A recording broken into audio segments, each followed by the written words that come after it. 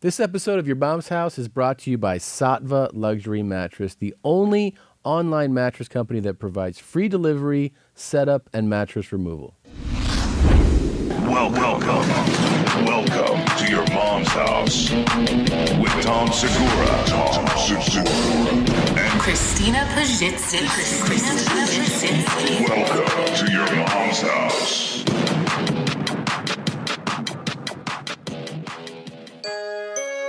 Oh, my fucking cunt. My cunt. Oh, my fucking cunt. My cunt. My cunt. Oh, my fucking cunt. My cunt. My cunt. Oh, my fucking cunt. My cunt. My cunt. Oh, my fucking cunt. My cunt.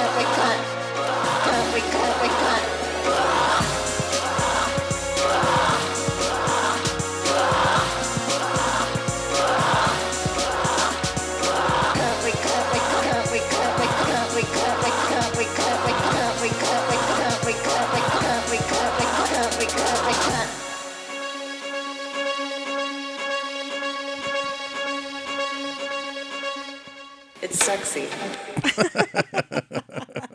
Wow. Deep yeah. from the vaults. That's a deep cut. Yeah, who is that? That was Cunt in my jeans. Jeans in my cunt. Jeans in my cunt. I know, but the guy that made it, he's an actual music. It's not in this. Gosh. He's so good too. He used to send in bangers like this all the time. This is one of the original. No, yeah, it's an old school song. This is old school. If you haven't been deep in the vaults, you wouldn't know Jeans in my cunt. But that's it. And it's a great way to start off the new year. Happy New Year, everybody! Nappy Jew hairs, everyone. We're recording this out of sequence, so we have to. We're kind of banking some episodes for stuff we have going on. This should be, if everything goes well, God willing, inshallah, Inshallah. we will be doing our next Praise Allah. next episode in the new space, in the new studio, which we're really excited Yes. Yeah. I mean, listen, we haven't really spoken about it too much at length, but this is going to be a pretty great change for us. And I'm excited for you guys to see. Honestly, it's a dream come true. You know how long I've been like, remember, I've been wanting to do this, and then you were like, go ahead, do your thing, do your move. Well, I'll tell you what happened is that you kind of wore me down. I was in my last trimester of pregnancy with our second child. And I was like, I was shooting the special for Netflix. I was already exhausted, and you were like, I want to build the studio. And I'm like, right now, we're just about to have a second baby. We have this great home studio. What the heck is wrong with you? And then you just kept wearing me down like a guy. It's like a guy, like we were talking about a few episodes ago, just the tip. Let me just put the tip in, see how that feels. Just see if it feels good. Yeah. And I won't put it any more in. That's I right. promise. And you kind of like, well, let me just research the spaces. And then you started to go look at spaces with our real estate person or whatever. And I was like, okay, that's the tip. I realized that then that the tip was already in. And then you're like, I found this amazing space. You show me the pictures, and then you're all the way in. Yeah. And I was like, just go for it. Just finish this. And then wait till you guys see it. You'll hopefully see it next week. I mean, we didn't hold back. We wanted to do a full upgrade. Throttle. We went full throttle on the new space. But I mean, in all facets of it, Full as throttle. far as the set, the audio, there's an audio. I've always been like, I hate when any audio thing goes. We have compressors. We have a whole new setup there with design, new video, new lighting. You want to talk lighting? Our guy who did our lighting left as he was setting up our lighting because a certain President H.W. Bush died. Right. And he's like, oh, I got to go light that. I was like, he lit the corpse of a former president. yeah, a so dead president. We were like, what? But that's how legit We this went guy. super legit, man. We Yeah. went full throttle. But don't worry. That doesn't mean that the show is going to change. Oh no, it's No. 100% jeans all the time. 100% jeans. And all in the fact, time. I mean, I don't want to give away any surprises in the new studio. Yeah. But let's just say there's a lot of things that are finally going to happen. Finally going to happen, and don't think We've been that you're like, demanding. oh, you guys are all uppity now. You got a new studio. What happens? Does that mean that you're going to have, guests to talk about math now? No. It's the same. No. Same world you love to live in with us. It's going to be the things that you like. Oh my gosh. Oh man. Oh stuff like that. Sorry, I just I was thinking about jeans in my cunt, and I just wanted to share. Listen, we've had about 6 studios now, and that's no exaggeration. The new one's number 6. This is Lucky 6. Lucky 6. Do you want to take it through the? I'd love to. Yeah, let's do it. Go for it. First studio was in Silver Lake. Silver Lake in our apartment. That's right. It was a 2-bedroom, and one of the bedrooms became the room we did the show in. And we shared a wall with the person who lived behind us, and she would cook, for all things, Ethiopian food. Mm-hmm. And we shared a vent, and it would waft in through the studio into a room as we were recording. The cool thing about the setup of that apartment was that wall was like a false wall. Paper thin. It was paper thin. It wasn't how they made it 2 apartments. Right. It actually was one apartment. Correct. So guess what? If you wanted air conditioning to run, she had to turn it on her side. And then the AC would run. Would click on. And it was also neat because we knew her sexual behaviors. She came hard. She came really hard. She did. We knew. She was freshly divorced. So there was a lot of like our bedroom walls bordered too. So she could probably hear us fucking and we could hear her but she was kind of a performer. Right. Strong performer. She was a strong performer. To quote Yoshi. She would really celebrate, what was going on. Jeans in my cunt. Yeah, her jeans in her cunt. And then that guy would be...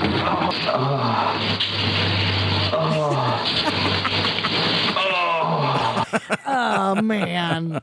Oh, man. That's the best part of that. Oh, man. So I remember, that was the very first time we did the show. And if I can't even remember. And then we did and that's when we actually did start using stamps.com because we were starting to send out merch. And it was so horrible. Yeah. And then the second studio. Oh, my God. We would do, you guys don't understand. So we would do, a shirt and set up the whole store. You and I would have the shirts in our house, in the shelves. Then monitor the screen that said, it was a PayPal setup. Yeah. And the orders would come, okay, we sold a shirt. And then sometimes, the next morning you come back and be like, wow, we sold 80 shirts. And then we would package and print the labels. That's right. For 80 shirts. You and I would sit down. And keep in mind, too, Tommy and I had just started, we were feature acts. So, you fly out Wednesday night. We perform Thursday, Saturday, Sunday. You skip Friday. Oh, wait, sorry. Thursday, Friday, Saturday, Sunday shows. And then we'd fly home Monday. So we had about 72 hours before he and I would have to go out again and do the road.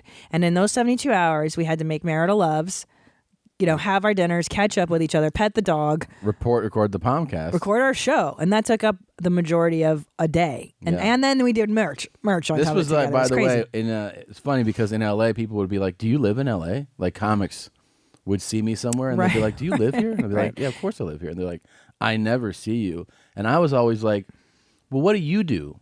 How do you do it? Because I'm taking every week that I get offered. Oh, both of us were, of course, fully packed. Our calendars were packed. Any offer was yes. Of course. It would be, the offers would be like, hustling. How about 6 shows, $600, yes, no airfare, no hotel, no hotel, and the flight is $400, and you'd be like, okay, yeah, that kind of shit. Yeah, you go into debt, and that's why a lot of people now, it bothers me if they're like, oh, you think you bougie now, you fly in first class. It's like, yes, of course I'm flying in first class because I flew in the fucking back of the bus and I put myself into debt becoming a stand-up comic for a decade. Well, yes, I'm flying first class, asshole. I earned it. Of course, but a lot of people don't. Sometimes people, let's say, discover who you are now. Right, they don't see the struggle. They don't see that this is year 16 right. of stand-up. Right. 16 years is a long time. It's For me, it's long. 16. I'm talking about practice. Talking about practice right now, man. I remember when we lived in Silver Lake doing that house. I remember taking those 6 a.m. flights across the country, and I would wake up at 3:30 in the morning. Remember those 4 a.m.ers? Yeah. You wake up hoping that the taxi you ordered or whatever was coming to get you, and your stomach would hurt. You just, oh God, it's 4 in the fucking morning. You drag your ass to a plane, fall asleep during the announcements, wake up, connect because you're too cheap to do the nonstop. Yeah.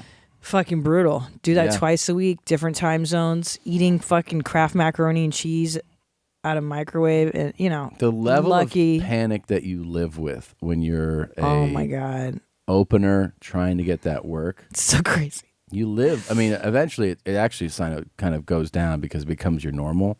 You know? But it's you live with this whole feeling of like, all right, what do I have this month and next month? And you're like, and then you go like, this all week, right. dude. But I mean, like once you get like a couple months set up, you're like, all right. But then when you get into that second month, and you see that the next month is a down month, you start to go like, oh shit, because you know it's only if you have to remember that every booking is just that weekend. That's it. You know, like the big victories are then when you start to go like booked out for a few months. Because they usually book a quarter at a time. So you'll get your first quarter bookings like the end of third quarter or something. So you don't even know what your year's going to look like. Especially as an opener though. As an opener, you have no say. And sometimes they'll call you and be like, "Oh, what are you doing? We have a fallout. Can you fly to Miami tomorrow to start shows?" And you're like, "That plane ticket's like $800." I guess so, because I want to work that club and I want to get in at the club. Sometimes they would hook it up if it was a fallout. But I still remember getting Hartford for some reason. I don't know. Yeah, you did Hartford a lot in the early years. But I remember opening in Hartford, and they're like, you know, here's the offer. When you middle, it's $100 a show, and from LA to Hartford, it was like $550. A fortune, and to connect. You had to connect, and I'm like, that means I'll make $50. And they were like, do you want to do it? Yes, of course. Like, okay. And then you're like, I'll rack up the debt on this. And we did, and that's the thing. People, you and I went into debt to become headliners, and then once you're a headliner, you're still not really making money. I'll tell you this about making money. It's absurd that we do this as a comedian. So I'm trying to think, the year that I shot my Comedy Central, I'll tell you this, 2008, around 2008, late 2008, we get married. At the end of 2008, I get a phone call that I got my first round of offers from the Improvs, meaning like multiple weeks of headlining work, which is huge, which is a huge. Bump, because now you're actually in the system. Yeah, and you're your one name of the is on the thing. You're one of basically, and it is quite an elite club. When you get the call of like the Improvs gave me offers and the Funny Bones, what that means is you're one of. There's only 52 weeks, right? So out of all the lunatics in the world, all the scumbags, the derelicts, the weirdos who want to be stand-up comics, you're one of 52 lucky people. Yeah, it's very lucky that get to fucking actually do this for a living proficiently. It's crazy. I remember this. Okay, I remember this detail. I worked the first 11 weeks in a row. So that's all of January, all of February, and basically almost all of March. Took a week off, then worked the next 9 weeks in a row. And I was like, in my head as I was working, I was like, oh, like I'll get to chill later. And at the end of those 9 weeks, I had to go get a part-time job. Right? Because it wasn't enough money to live. Of course. As a first-year headliner. Yeah. And then the next year, 2010, I still had a part-time job and shot a Comedy Central half-hour special. Isn't that bananas? And I still had to get a part-time job. Of course. And then 2011, I worked it I started to do it less, the part-time. And I think I didn't have a part-time, like I was like a site rep on those shoots, like showing up, just making like hourly stuff. I don't think that actually stopped completely until end of 2011, beginning of 2012. That's not that long ago. It's not that long ago either. Because when I was headlining, I was doing weeks. My last day job, I was on, so about 2011, I think, 2012. Yeah. I was doing Chelsea Lately, the panel, right? The round table. Yeah. I would literally go do Chelsea Lately. Here's what I would do first. Oh, you got the booking? You're going to do Chelsea tomorrow. Great. I would go down to the mall, the Grove. I would check out clothing. I would go to nice stores, buy the outfit I was going to wear on the show on a credit card, leave the tags on. Wear it on the show. Wear it on the show on the round table. So I had something nice to wear. The next day, take the clothes immediately back. Right. And then I would go to my day job. I worked at the Girl Scouts of Greater Los Angeles. I worked in the front desk. I remember that. And people would be like, "Oh, you were on Chelsea Lately last night." I'm like, "Yep." And now I'm working here at the Girl Scouts. Like, what year did you do that till? I want to say 2012. I believe was my last year of having a day job. Yeah. And then I just kept getting booked as a headliner and doing what you were doing, like back to back to back to back. You have to keep working as a headliner. You do. And then we did our podcast, and then TV stuff kept coming, and this stuff kept That's coming. why I keep telling people you got to stay in it. Just got to keep all it is. It's a marathon, and it's a game of attrition. Yeah. Like David Goggins, right? You Yeah. gotta fucking beat your mind, man. You do. You just got. Who's the toughest motherfucker out there? That's all it is, dude. Yeah. Who's the toughest? And also failure. Like I had 22 jobs in 4 years before I became a stand-up comic. I had exhausted all the possibilities. I dropped out of law school. Yeah. I dropped out of graduate school. Like I fucking did it all. This is There's it. so many pussies around your presidential campaign on both sides that I prefer not to comment. That's totally accurate. Yeah. So let's go back to our list. So there's Silver Lake. That was the first studio. And then we moved to Redondo. Mm-hmm. And we had a 2-bedroom in Redondo. We lived in a tiny guest house. That's right. And we turned the basically second bedroom into our studio. There. And that was fun. Those were good years. But then We got FIFO. we did get FIFO. Then Little Jeans, Ellis. Little Jeans was born. So when we knew he was coming, we knew that room had to be the nursery. Right. So we got an office. This is amazing. We got an office like 3 blocks away in this office complex. And I remember signing the office lease. Mm-hmm. And the guy wanted 3 years.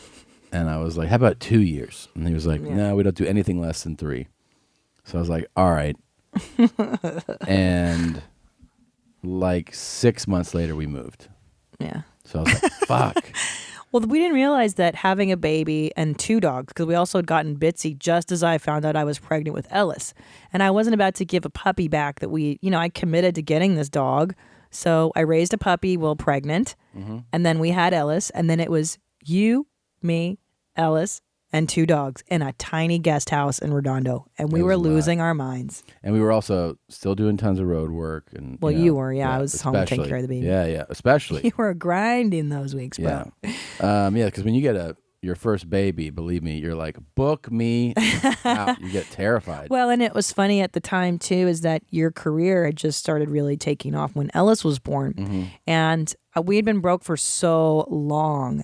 And I remember you telling me, because I was like, what are we going to do, this baby? And you're like, no, babe, we've got money now. And I was like, no, we don't. And you go, no, I swear to God, look, we have like a little bit of money now. And I was like, you're kidding me. This happened. Like, when did this happen? I was so preoccupied with being pregnant and my mom had died. Like I looked up and our life had pretty much completely changed. Yeah. And then, things got way different once, your first special on Netflix, Completely Normal, was there, and that took off. And then the second special, and then Your Mom's House grew and grew. Yeah. And then our lives changed completely once Ellis was born. It totally did, yeah. And we went to, by the way, the crazy thing was, when we left Redondo, I had to get a guy. I miss every day. Yeah, Redondo God, I was love great. fucking So South great Bay. town. I love that beach community stuff. But when we left there, the guy that got us the office was able to find somebody to sublease the office, which was a huge relief, Yeah. So he did, and then, like, I think we told it on here, but 6 months ago, this guy was like, "You need to clean your office." Again, email. You need to clean your office, and I was like, "What?" And he's like, "You need to clean your office," and I go, "Why?" He's like, "Because it stinks." And I go, "Look, man," I go, "I haven't been down there in a couple of years now, because of the lease ended like 7-8 months ago. So I guess it's like before, like around then, right? Like it was about 8-9 months ago from now, I'm saying. Yeah. So, because that was the end of like the 3-year lease. So he's like, there's only a month left, but it's filthy. And I go, how's it? I go, why are you telling me? I sublease it. And he's like, oh yeah, well what's that guy's number? I go, I don't even know, man. Like, this was all set up through the real estate guy. I haven't been down there in a few years. And he's like, well, I'm just letting you know that I'm going in there because it stinks. And I go, I write back to him, I go, you're telling the wrong guy. Yeah. Like, somebody took over the lease. And he's like, all right. And then the next day he's like, oh yeah, turns out the guy that subleased it from you died in there. And that's the smell. Did you hear what my husband just said? The man who subleased it died in our old studio and left, like, where we used to film this show. And he was in there so long decomping that that the building, the room started to smell. Then they said they got the body out of there, and he was like, "Oh, you're gonna need to clean it up." And I was like, "What are you talking about?" That's a YP, not an MP. That's I your go, problem, man. No, so we went through like this insurance thing. I was like, "Nah, it's not. No, No, we're not. So, but they had to actually. It's a small office building. They actually evacuated the entire building for a couple days. He's like, because the smell was so Hilarious. strong. And that was our third Your Mom's House studio, Right. just so you know. Right. Now, can I tell you why that makes me really happy, though? That a guy died? Yes. What? Because next door to us Psycho. was, again, thin walls. I don't know why you and I always seem to pick places with thin walls. And the fucking bitch next door would do every phone call on speakerphone. And then she had a thing of like Christmas bells on her door year round. So whenever anybody opened and shut the door, ding-a-ling-a-ling slam, ding-a-ling-a-ling slam.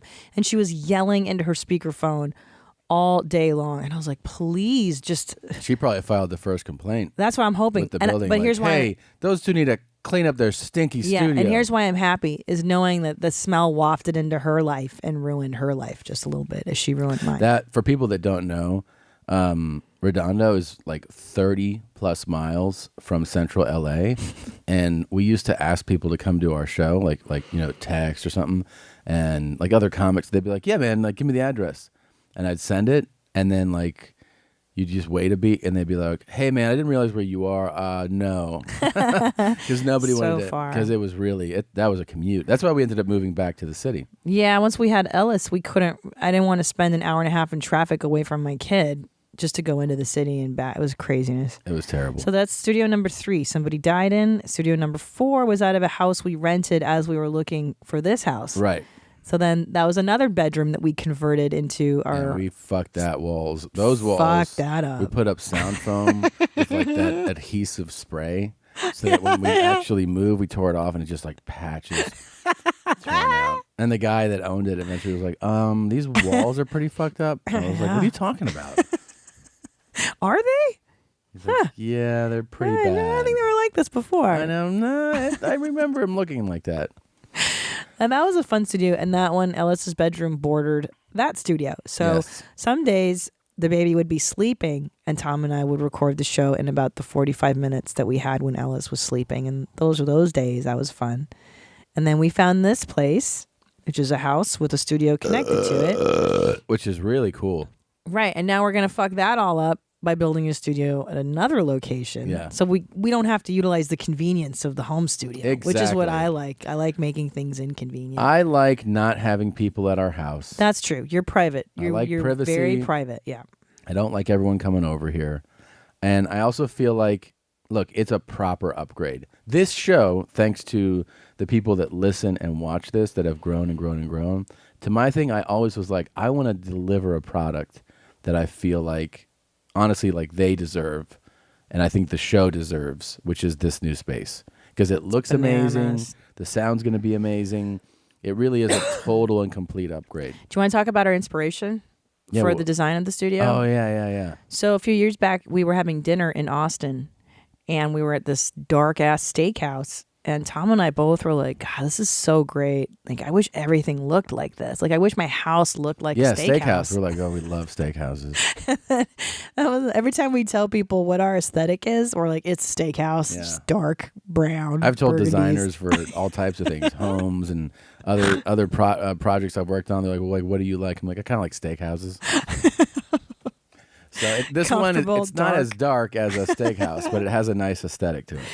Well, I'll tell you what we told the guy. We said steakhouse meets Masterpiece Theater. Yeah. So you'll see that soon. I'm very excited to show that to Yeah. you. It's going to be fantastic. And I, like you said too, I'm excited to upgrade the quality of the show. We're going to have people, producing things more and Yeah.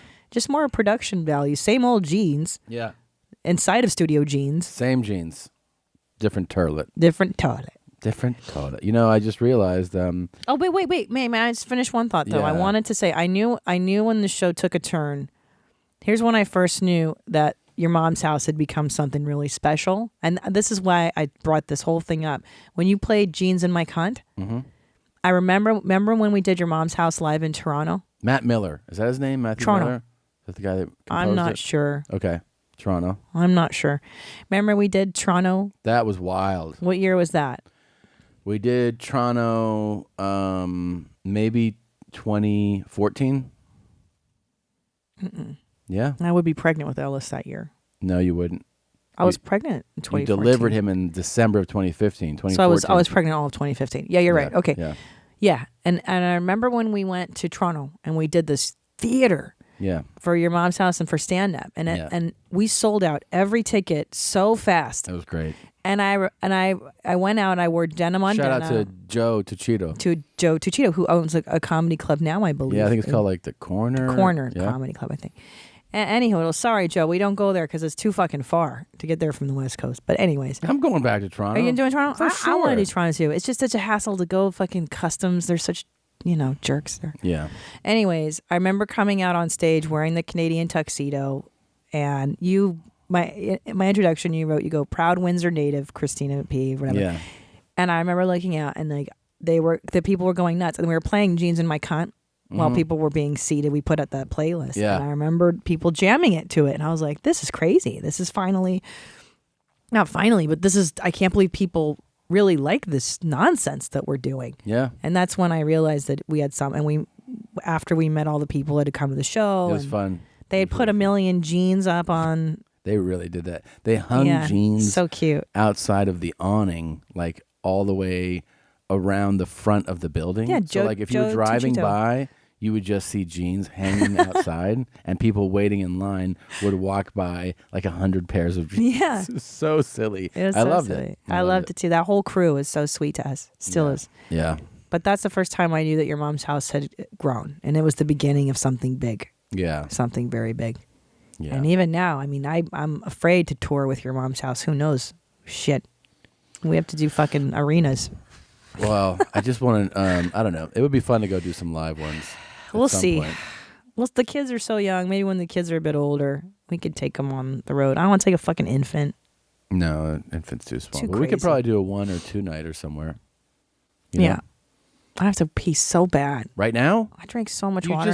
we just got Yeah, in but then here. I had the green shake. I'm sorry, I got to pee. What do you want me to do? Just press pause for 1 second. All right. I just drained my cunt. Okay. I That's drained really my nice. fucking cunt. Well, I just realized that we haven't done a proper show intro. Oh my God.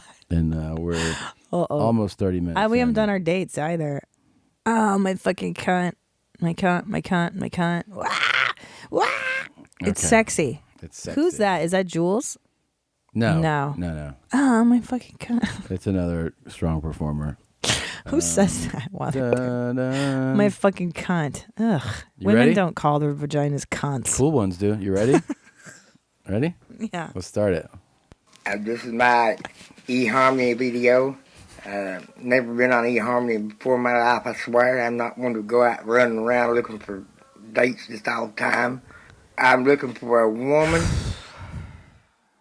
I'm not real picky. I know people say, why are you settling for something when you could get a lot better? Sure. Don't bring anyone mother into this. Welcome to your mom's house. Stupid. Why? Why settle?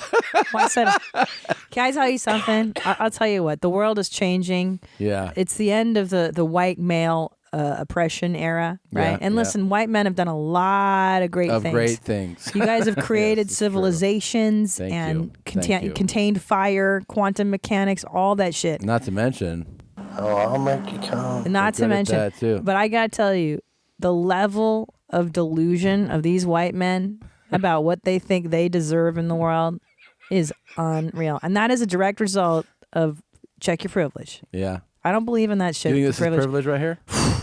Entitlement, son. Well, describe for the viewers, Entitlement. for the listeners who are not watching, what you're seeing. He looks a little bit like Ron Howard. Does Ron Howard have hair anymore? You mean Ron Howard's brother?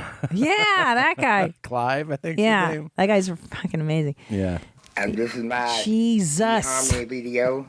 Never been on eHarmony before in my life, I swear. I'm not one to go out running around looking for dates just all the time. I'm looking for a woman. I'm not real picky. Okay. I know people say, why are you settling for something when you could get a lot better? Okay. That's What I'm amazing. looking for is preferably a blonde-headed woman about my size, somewhere around 5 foot, 2, What? 3 inches tall, 115, 20 pounds. 115, 20. Somebody Sure. like to cook, clean. Oh. Somebody can drive me to all my appointments. Oh, what appointments are those? Not the dentist. Preferably somebody that goes to pain clinics. What? Because it'll keep me from having to go so much. What? The what? So preferably somebody who goes to pain clinics. See, this is why you need teeth. People are like, why do I need teeth? Well, because nobody can understand what you're saying. Preferably somebody that goes to pain clinics. Frankly. Because it'll keep me from having to go so much. Because I go pain clinics a lot.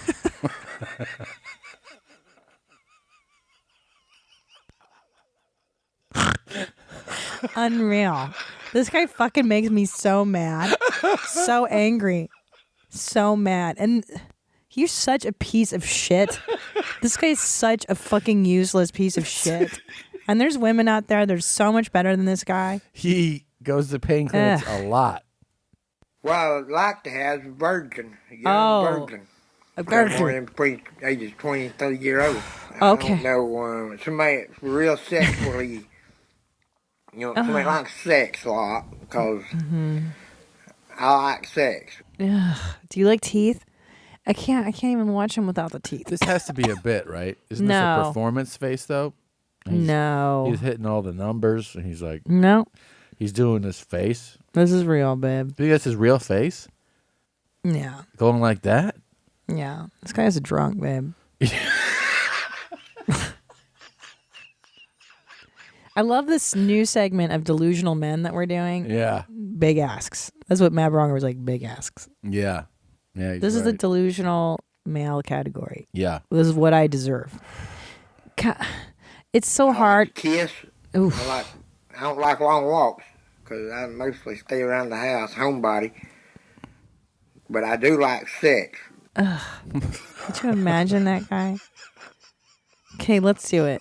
What's the dollar amount? Hold on. No, please. If I could find a young virgin that's willing to have a lot of sex with me, that would satisfy me a whole lot.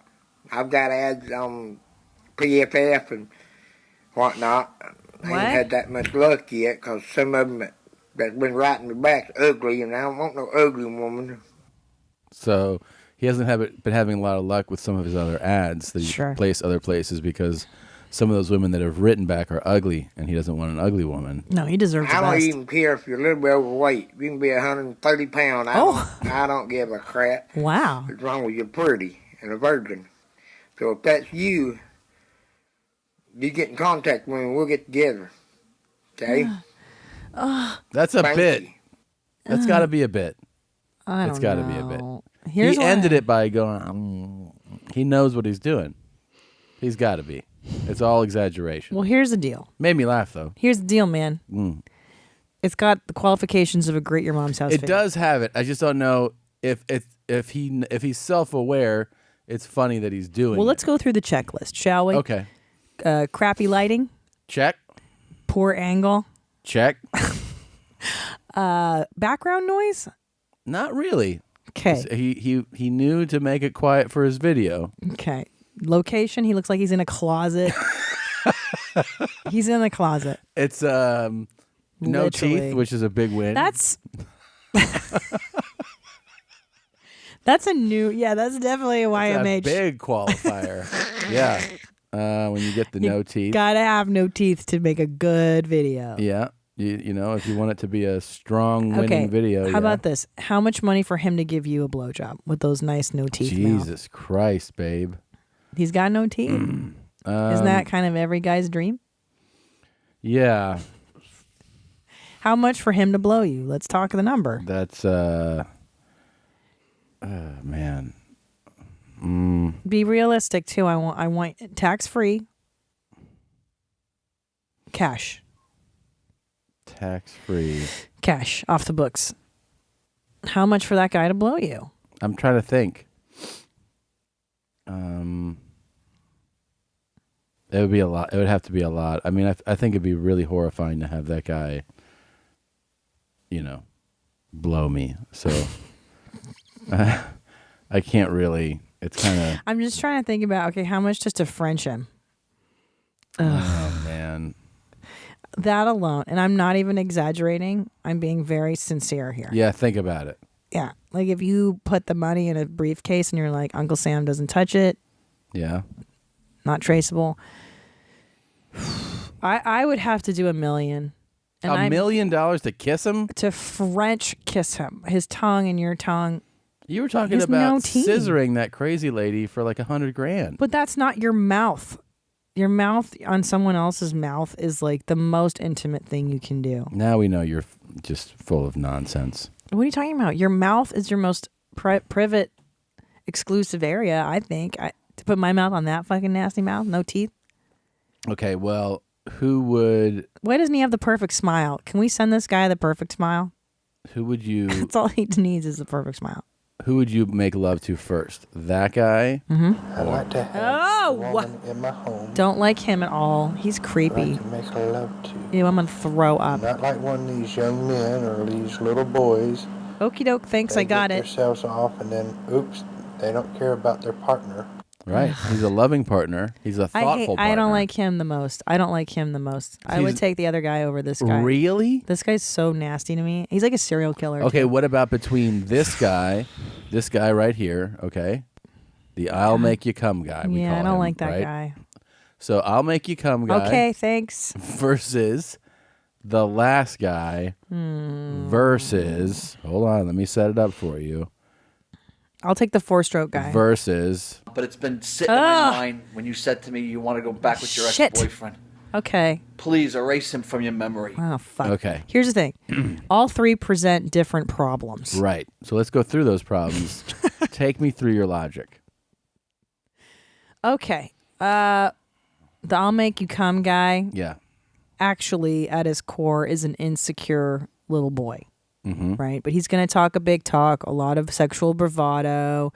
Mm-hmm. He's going to be a little difficult to deal with. He's going I'll make you come. Yeah, he's going to do that negging thing you're talking about where you put the girl down maybe to make Right. He'll be himself like, feel better. well, I've seen prettier, but Right. anyway. And you'll be like, Right. But he's older, so it's going to be actually harder to make him come unless he's taking Viagra. Right? The second guy with the toothless wonder, that guy is drunk. He's going to fall asleep. He's going to pass out drunk. He's not even going to be awake for that. so it'll be just easy. He'll diarrhea his pants or something. And then, Okay. So I think between the two, Okay. you're going with the drunk? no, then there's Joe. Right. I'm saying, I'm talking about the first two, though. You'd be like... The second toothless guy over. Now, Joe would be attentive, I think. Here's a problem little too with attentive. with Joe. I think we all know. You're done, and then he's like, this is just duct tape, and it's not going to Yes. hurt. Yeah. But this way, when I get back, we can talk some more. And you're like, all right. Duct tape. Right. Yeah. Joe's like obsessive and scary, and you're living in his basement. I'll duct tape your ass today. Right. Like he's going to hold me hostage and have sex with my tied up body relentlessly all day. So where does that put? What order does that put it in? Fuck. This is so disgusting. Yeah, it's a good one. Okay, third place is Joe for obvious mortal danger. Wow. Mortal danger. I hope this video doesn't scare you. Second place, the I'll make you come guy. Wow. I'll Disgusting. make you come. Ew. Okay. And then first, our brand new toothless drunk. He's just a toothless drunk. Wow. He's not obsessive. He's a little delusional. Yeah. Okay. It's exciting. What about I you? like sex. He doesn't I really. like to kiss. Ugh. And don't forget, you're disappointed. What I would like to have is a virgin. Somebody likes sex a lot. I got it. Yeah. Do you want him? But he don't forget the nice thing is I'm not real picky. he's not real picky. Well, he said you could be fat, like 130 You could weigh pounds. 130, a blonde, pretty virgin So you would really let him down in that department. Oh, all these You've been I'm around the block. I'm morbidly obese by his standards, Mm-hmm. and I'm real SLUT. Yeah, for sure. But I do like sex. I do like sex. Yeah. How do you get that far where you don't care if you even have teeth? Like, can't you order the 'Cause perfect smile? He doesn't care. It's $10. He doesn't care. I don't give a crap. So it sounds like your order to recap is Sure. you take him first because it seems Yeah. like second place is I'll make you come, Yeah. and third place is Joe. God, Joe definitely is the most coherent and has things the most together, and he's in third place. But that's the problem, is that he will actually go through with intercourse. The other two are just big talkers. And you could probably get away with like giving them a hand job. Joe is going to be like, I want to love you. I want to romance you. Talk about this baby we're going to have. Yeah. And you're like, we just started dating. He's I like, want to make eye contact with you as I'm making love to I you. want to have a family. He's got it. You know, what'd be Yeah. actually the most fascinating thing. We had Julia, and Julia introduced us to him and everything. And you know, she obviously saw the red flags and running. Wouldn't it be fascinating to talk to one of Joe's exes? Love to. That would be. Love that'd be to. better than having Joe on. Love to. Oh, I don't want to talk to Joe. No. We already know his story. I would love to be like meet a girl. She's like, I dated Joe for 6 months. 6 months? You You think anybody makes it that long? Oh with yeah, Joe? for sure. And he's got a kid, so he's got at least one. So someone's had a relationship with him. Probably, yeah. Yeah, yeah. Whew. It would be, yeah, it'd be kind of crazy. Mwah. Mwah. Mwah. Yeah. You're gorgeous. You're so precious. Precious to me. Oh, look what you did to me. Flower. Let's play that last one. Look what you did to me, you fucking bitch. I'll fucking strangle you, you stupid bitch. Yeah, that's. Come lay on the couch with me, and if you don't, I'll fucking kill you. Do it again.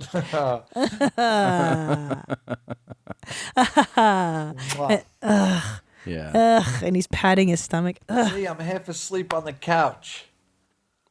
You're disappointed. You got me wrapped around your finger. Cute. But that's all you're getting. I'm exhausted. Mwah. He goes, "This is all you're disappointed." That's all He's you're saying getting. he's saying that she's disappointed that he's not gonna do a bigger 'Cause she wanted production. a big video. He wanted, man, I that love would have been Julia. so fun. Julie and her friends being like, send us another cool video. I would love to see their bait video. Of Yeah. like, Joe, I'm waiting around for you. Will you please send me a video only, though, not a text? I want to be able to watch it over and over and over and celebrate you. Yeah. Look what you done to me. Mwah. I'm going to have to sleep on the couch. Yeah.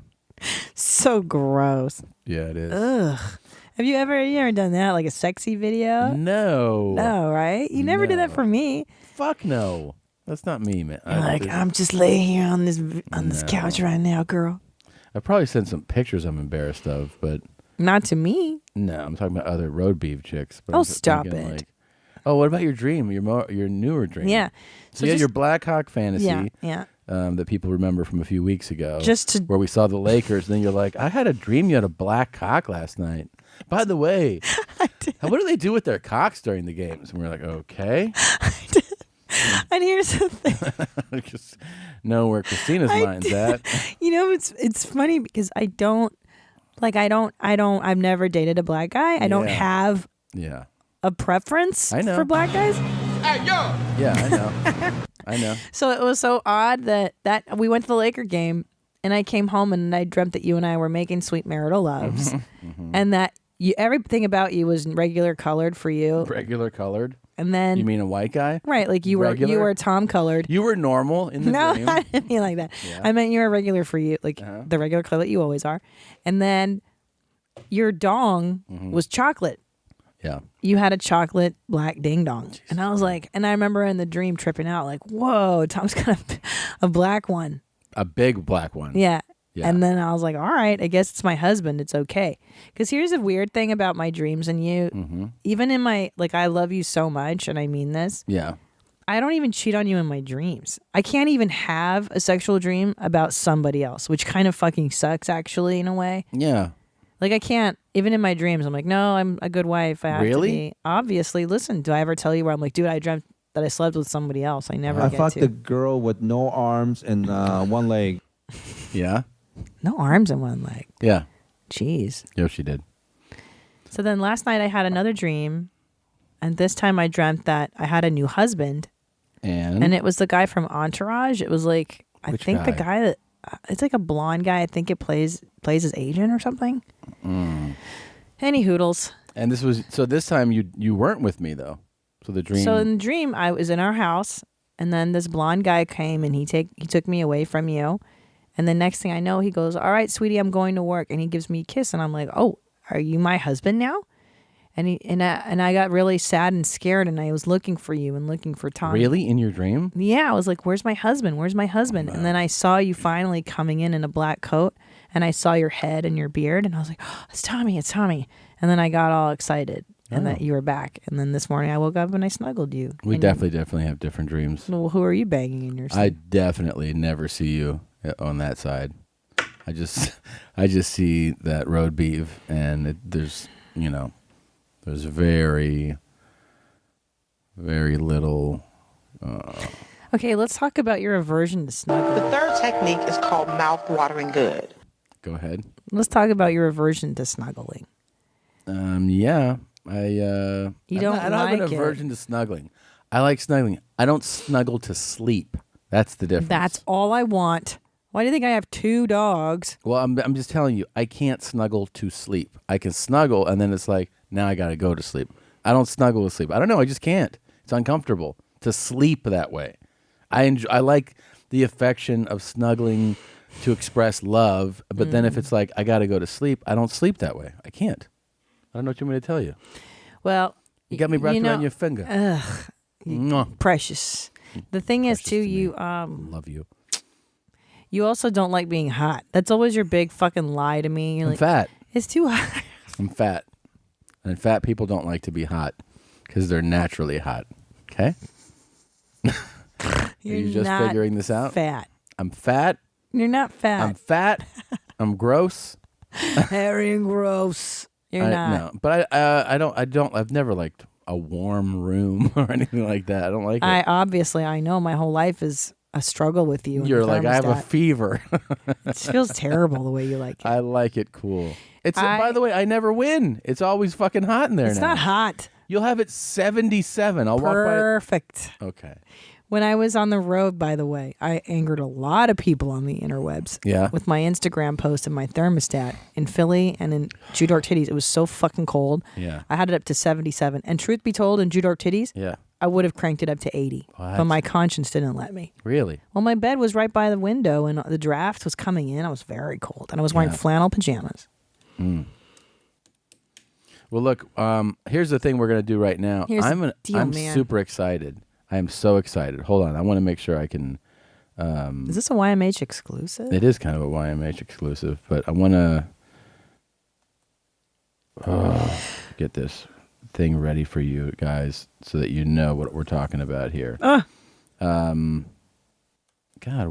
which binder is it in? I have so many. This is one of the reasons I like the idea of going to a new studio so that I don't have to search for something every time I want to show it to you guys. It's painful to listen to, definitely. It's painful to do it though. a lot of dead air. Well, you're not helping, that's for sure.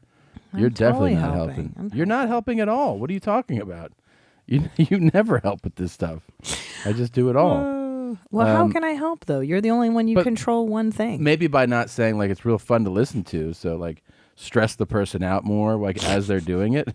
You mean like hey, that? this is the last time you're ever going to do this. That's why I'm giving you shit. It's the last time. All right. Well, we're having the Video FX supervisor from Tiptoes. Tiptoes is going to join me on a call right now. It is very exciting. I will say that I don't think if I'm correct, that you're going to be on the call. I right? can't. I have a phone call to make myself. I'm sorry. Okay. So Our schedules do not align on this one. okay. So the video effects supervisor. Tiptoes. So wild. From Tiptoes. Tiptoes. God, that's embarrassing. The title, that's embarrassing, man. Yeah. Who greenlit the title Tiptoes? I have no idea. Tiptoes. But this guy is coming on, so we're gonna ask him questions. I gotta ask him questions about this. You'll be back for the second part of the I'll be back. podcast. Okay. All right, guys. Here it is. Gene, go make your call. Okay, I love you. Bye. All right. Here we go. It is time for a YMH exclusive. This is a YMH exclusive. All right. Here we go. Hello? Doug. Yes. Hey, it's Tom Segura. How are you? Good. How are you? I'm doing well, man. Thanks so much for taking the call. Of course. So we have become semi-obsessed since discovering, honestly, just the long-form trailer for Tiptoes. Like over and over, can't stop watching it. You were the video effects supervisor, is that correct? Visual effects producer, yes. Sorry, visual effects producer on the film. The thing, That's okay, correct. One of the things before we get into, like, for some reason, you know, I never was aware of the movie when it came out. Somebody sent this trailer, and when we watched the trailer, we're like, this isn't real. Because the trailer, I don't know if you've watched it recently or anything, but it has like this parody quality to it, like where it's cut to feel like it's not real. Does that make sense? It does. You know, I actually work now at a company that produces a lot of trailers. And so that whole voiceover style, that whole method of presenting the characters just doesn't happen anymore. And that's why it feels so parody. Right. Plus the movie is so ridiculous. I mean, it's this incredible actors somehow wound up in that movie. Do you remember? It's hard to figure how. Do you remember when you're working on it? Like, because I'm always I was always fascinated by this. I have a little bit of experience now as an actor in film, so some of my questions about it I was able to answer. Right, I did three films this year, one big studio movie and two independents. And I remember I used to always wonder if during a filming, like during a shoot, like when you're actually shooting a film, whether you get the feeling or not, like this is going to be dog shit or this is going to be good, like whether you can know. And the truth is, ultimately, you can have sensations about it, but you'll never really know. At least in my experience, you're kind of like, well, you know, this seems to be going really well. I have hope for it. Or maybe you're working and you're like, this is kind of sloppy. This isn't, I don't know what's going to happen here. Like, it's still a toss-up, though, until you see it cut. I mean, were you actually, since visual effects, were you there, like, throughout the shoot? Were you there, like, to run a picture? I was, on and off. I wasn't there every day. But certainly, it wasn't a sense of sort of, this may not be good. It was such chaos every day, and every decision was so strange because there was this battle between, you know, these great actors again, some of their representatives that are talented producers in their own right, and then the people involved were all pretty talented indie producers, but then there was this constant undercurrent of these really low-budget crew people, not against the crew, but sort of some of the upper management of it, that were just only interested in how expensive everything might or might not be. And we're cutting left and right as we went through it. Even my budget started out pretty decent, certainly indie level visual effects budget. And one day I just got a call like, hey, I'm stopping payment on those checks. We're not going to do any of those visual effects, so we're not paying you. And it was like, well, but we, I mean, it was just such It was, but that every day was like that. So this movie was it was like an indie budget movie. Is that correct? Correct. Okay, so the actors, the big names signed on because they must have bought into the script. I mean, that's always why you land the out of this world level talent, and certainly having Gary Oldman and even at the time McConaughey and Beckinsale were like, these are big above the title kind of names. This script must have really hit them as a great piece of writing. For sure. I don't recall reading the script and feeling that way, but certainly it spoke to at least one of them first. And plus, at the time, I have to assume it was Gary, and I think I know it was Gary initially, who was intrigued by the idea of it, right? Number one, the script had some quality. Two, he was, he's an adventurer, he's an amazing talent, and he was like, well, I can do this, right? Maybe. And then I think he was somewhat in between projects, let's say. He'd had a lot of great projects beforehand, but this was, early 2000s before he had gotten the Harry Potter gig, before he had gotten the Batman stuff. And so he needed a gig, probably. Yeah. And it all sort of aligned for him to get involved. And then once you start going out with, hey, Gary Oldman's going to do this, then you can convince Kate and Matthew and Peter Dinklage and Patricia Arquette. I mean, it just keeps going. You can convince all these people. You can keep all these people. You can convince all these people that it's worth a shot. Now, and they're good. So when you're actually, let's say midway through it, there is like the chaos, the budget stuff. Do you still go like you have hope for it? Like, are you still hopeful that this turns out well? I guess. I mean, I knew, one of the main producers in the dollars was John Langley and his company. Yeah. And he's best known as the guy who does Cops, right? Right. So that gives you an indication of these were people getting into the business. They aligned themselves with other people that had been around. But again, you also have to consider that time where a lot of these movies were getting made just to fill the shelves, right? You had Blockbuster that needed to constantly fill the shelves with new movies. Right. And this is all. Oh, sorry. I'm losing you a little bit there. Hello? Hey. Hey, is that better? Oh, yeah. Much better.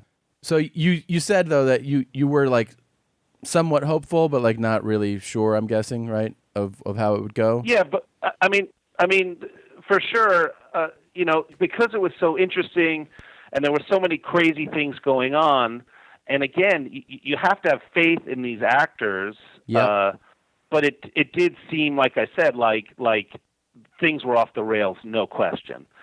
Given just what was going on every day on set. I mean, you had a set filled with little people who were all very professional, but it was a lot of things to wrangle. And then you had all these actors, kind of finding their way through this thing. And so it was an interesting experience. I mean, there was a day we were shooting this one of the main VFX shots. Gary kind of walks down the hallway and turns and knocks on a door, and you realize also that I think his girlfriend's played by Bridget the Midget, right? Right. Which is another, incredible thing. How did she wind up there? But she did. So anyway, he's walking down, and it's a setup. It's a specific setup for visual effects, and he, they had these little shoes they had made to go around his knees, and I said, well, I need you to, walk with those on, because we're not sort of all we're trying to do is just remove the back of your legs. We weren't supposed to animate a shoe. Right. And he and the prop guy are like, no, we were told we would never have to walk with these shoes.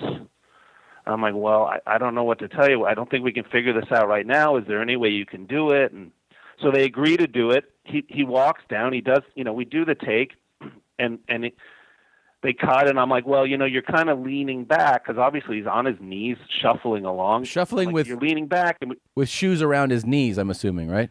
These little shoes, right? And so I'm like, you got to kind of stand up straight, and if you could, because we're going to make a knee there, and he just loses it, and he says, and again, I have great respect for the man. I hate telling stories out of school, but it's a pretty interesting story. So he's like, well, why don't I just stick a feather duster up my fucking ass? I mean, what about acting? He gets really upset. Yeah. And the director says, forget it. Just do it, and we'll figure it out. So he goes and he does it again. And I'm like, yeah, it's fine. We'll make it work. And after that take, he goes over the monitor. He watches the playback, and he comes over to me and he says, "Listen, man, I'm sorry. I'm literally on my knees all day, and these you understand what's going on with this whole setup here, and it's just I'm really sorry. You're absolutely right. I'll do it. I'll make them do another one if you can." I'm like, no, it'll be fine. It'll be fine. So even he was getting sort of burnt out by the whole experience. And again, he was literally, on his knees the whole time. Yeah. Oh, so, and as visual effects, you were doing, I mean, did you have to do things in addition to, I guess, I don't know, did they green screen his legs in Forrest Gump where Gary Sinise was that that kind of technique? Yeah. We didn't obviously quite have the same budget as Robert Zemeckis did in Forrest Gump, but certainly I had wardrobe make these leggings for him that weren't super effective. Again, because not to get too into it, but without locking off the camera, and they were shooting a lot of handheld or Steadicam, and so it was really a challenge, and it essentially had to be done by hand anyway. You couldn't really key out the legs. It had to be done, frame by frame. Wow. I mean, there was another shot, and I think it's partially in the trailer too, where he rides a trike too, which I never, who knows why. It's like Peter Dinklage is dating Patricia Arquette, and he rides a motorcycle, and then Gary rides this trike, and there was a scene where they show up. It was a hotel out near LAX where we were doing like this Little Peoples of America convention. Uh-huh. And they show up, and Gary has to get off the trike and walk around and walk into frame. And they had a really good double for him. The hair was perfect. His face was very similar. A little person double. And they were debating how to do it. And I said, well, why don't you just have him hide behind the trike? Gary will step down, and then this guy will walk around, and then we'll cut to... I mean, it was just, again, we were sort of making it up as we went along, and there wasn't a great deal of direction going on. It was, like I said, pretty crazy set. Wow. I mean, one of the things I've been curious about, because I still, like I said, I haven't actually seen it. We've just been obsessed with this trailer, and I've actually played this I played it for Sean Anders, who directed Instant Family that's out right now, and directed Daddy's Home, right. And he was like, that's not a real thing, right? And I was like, what do you mean? He's like, that trailer you were playing, that's not real. I go, yeah, it's real. It's a real movie. And he was like, no way. Like even when I showed it to him, he was like, this is not a gag. And I was like, no, this is real. So we were reading trivia, and like the first trivia point that comes up says, director Matthew Bright was fired after he turned in his cut. The whole film was then re-edited. Peter Dinklage has said the original director's cut, which screened in Austin, was gorgeous, but the people who fired Bright ruined the movie. Do you know anything about that? I do. I know quite a bit, actually. I mean, I'm sure Peter Dinklage has his opinion. I don't remember the whole original director's cut. I certainly saw, the recut. So they brought in this well-known editor, Wendy Brickmont, who worked a lot with Ivan Reitman, has done a lot of bigger budget stuff. I had worked with her on another project before, and so they brought her in to try and find the movie. But, and that's always the case in the editing room. But in this case, it was really sort of, there was a lot of footage that I don't think had any bearing on, how the movie needed to go. And so I remember her talking to me about it, like, yeah, it was a real challenge for her. But certainly the sensibility of Matthew Bright was part of why everybody got involved, I'm sure. I don't know if you're aware of his most famous movie is a movie called Freeway. It was Reese Witherspoon's first movie. Yeah. She plays a girl hitchhiking to her grandmother's house. That's right. And Kiefer Sutherland plays a character, Bob Wolvington. You know, it's like this Red Riding Hood. I saw this movie years ago. It's a crazy movie. And so that was sort of where he established his reputation as being, you know, sort of a little bit out there and doing interesting sort of cult kind of movies. But they certainly, I think, they got off the rails pretty badly.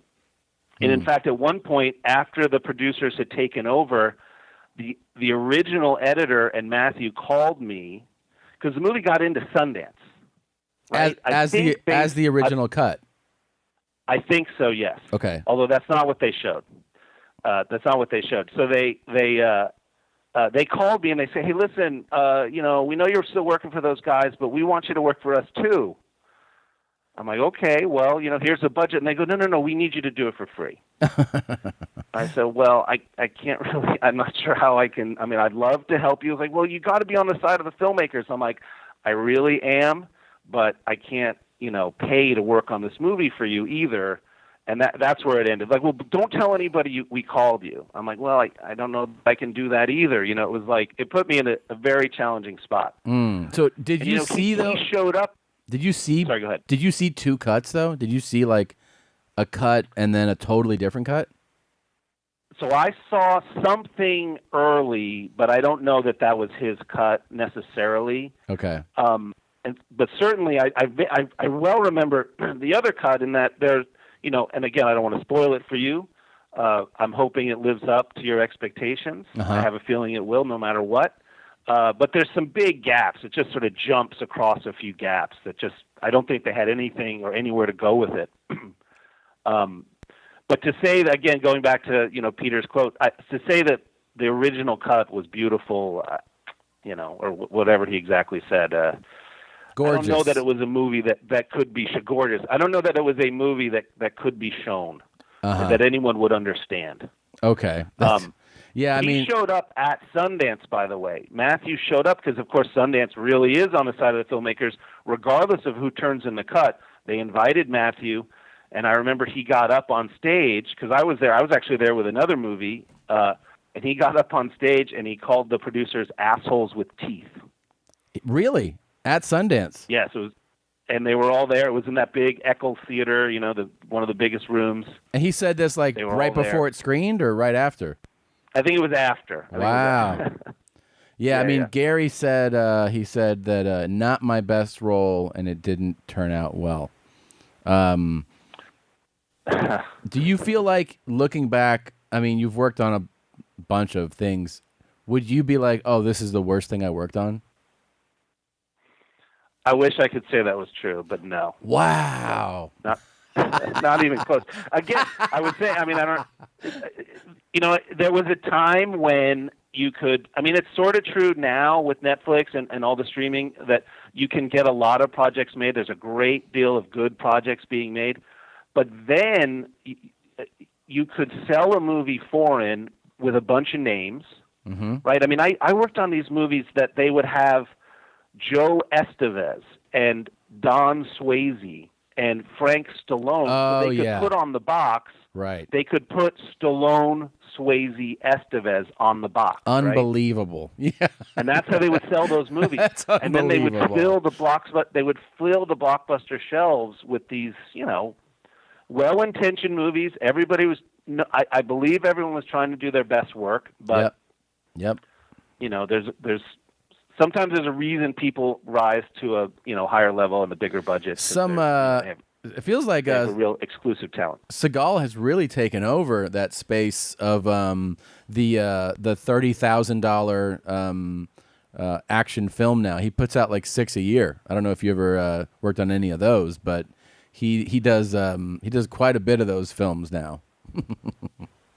No, I did a Chuck Norris movie, which was a very interesting experience. That was the movie called Sidekicks. Oh, yeah. A long time ago. That was a crazy, where he was on set with like I think that's when he married the nanny or something like that. Yeah. And Joe Piscopo was in that movie. You know what's I find fascinating about the visual effects thing too is like there's like these milestones or benchmarks that happen in your guys' field that become, it's like your brain recognizes that's you're like, oh, that's when that capability was happening, and it can take you out of a movie or just kind of make you go like, I don't know, it throws you a little bit if the effects are like super dated or something, like there's a way you accept a really old film, like say you watch an old Hitchcock movie and you see you know that like, oh, this is before modern day visual effects, right? And then it'll be rear projection, or it'll be matte paintings and stuff. Yeah. So, like someone falls off a building, and you're like, "Woof, that looks bad." The one that I feel like has some years on it now, but must have been after like some really modern capabilities have held up for me is Minority Report. Like it's at this point, it's got to be over 10 years old, right? But a lot of those visual effects look amazing. I know it was a huge budget. They look amazing. But if you go back probably 10 years before that, if you watch the first Jurassic Park now, that looks kind of wacky. Right. It looks wacky now. Right. Well, we've gotten used to it being so photoreal and so convincing that even though at the time our eyes were totally accepting of those dinosaurs and the quality and the texture. Being blown away. But now it's like, ooh, I can see, that's not really there. Yeah. It's kind of fascinating. That Minority Report, the guy that designed that setup with the glove and all that, he went on to develop that as a real thing. What? It's called Oblong, and you can actually go and do a demo with him. He basically installs it in like conference rooms and stuff. Yeah. And you usually the CEOs and stuff that use it, they like to use it's kind of like a PS4 controller or a Wii controller. But you can use the gloves. It's got all these arrays above you, and I've seen him do it. It's pretty remarkable. That is I'm not really sure where cool. they're at. This was a few years ago, but it's impressive.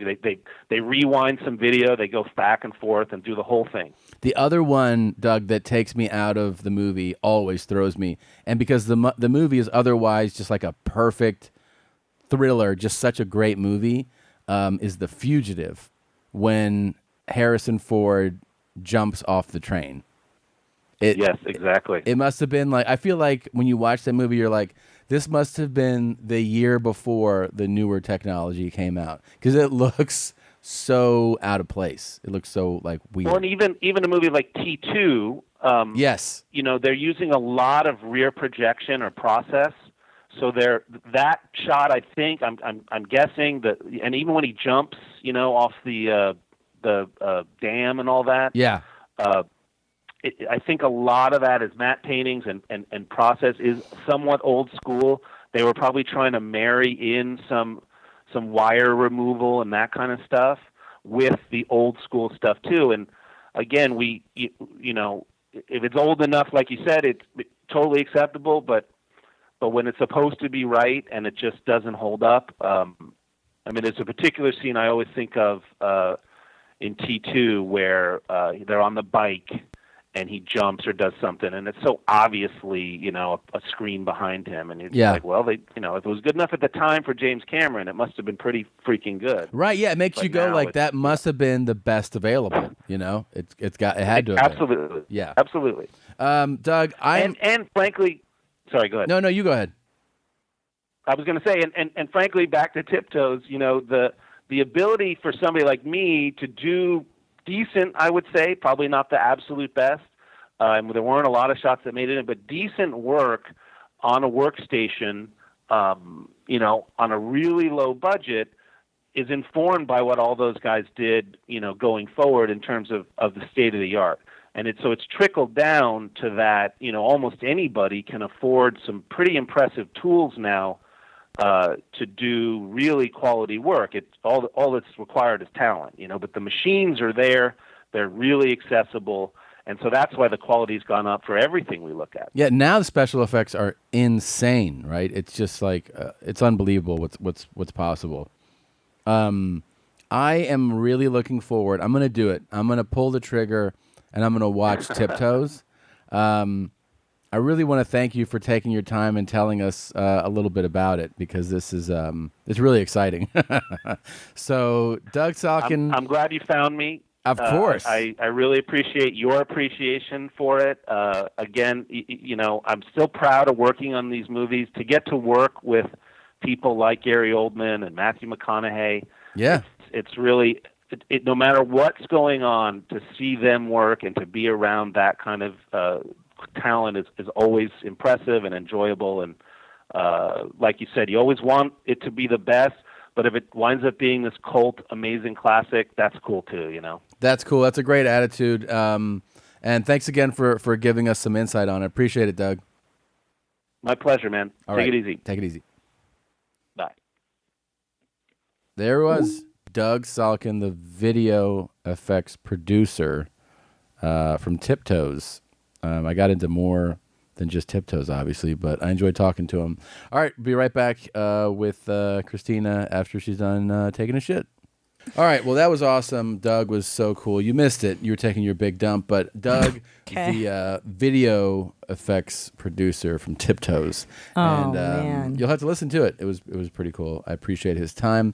We're going to switch it up now and go into a dark place with the darkest human being we know. All right, and ladies. It's time. Pull your panties up. It's going to be some redemption here for the great Josh Potter is joining us. Okay. Hi. The ladies are sad at me.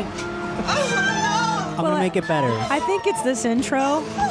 I think it's the intro that's maybe turning the female listeners off a little. They don't like it? Do you think we could get him a different intro? What would you like? Something that's like the dark wave or something a little more. Something like that. Maybe not women crying and being strangled. They're not being strangled. That is not what they're doing. What's going on in there, Josh? It's just somebody just...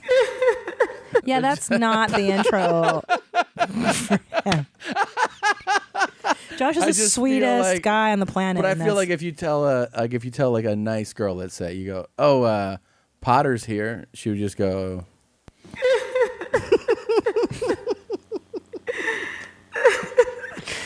Like that. Yeah. I don't know. I think like Josh that's how they better- react when it's like all the cute boys went home and guess who's left? Who's left? Me. It's Josh Potter, everybody. So I am trying to rebrand myself after last time. Let's go talk over about this. it, So yeah. let's talk about it. So last time you were here, it ended up getting that was a big episode, lot of downloads, and a lot of feedback. And here's the thing: you were actually. I'll have to be honest. It came across as somewhat polarizing because even though we're giving you a hard time about a lot of people being upset, a lot of people really happy. A lot of people really Wow. Well, a lot of sick people there out are some there. sick people out there. They like the sick jokes, which I also like sick jokes. Sure. Personally, what was like, too much for me was just because I'm a parent.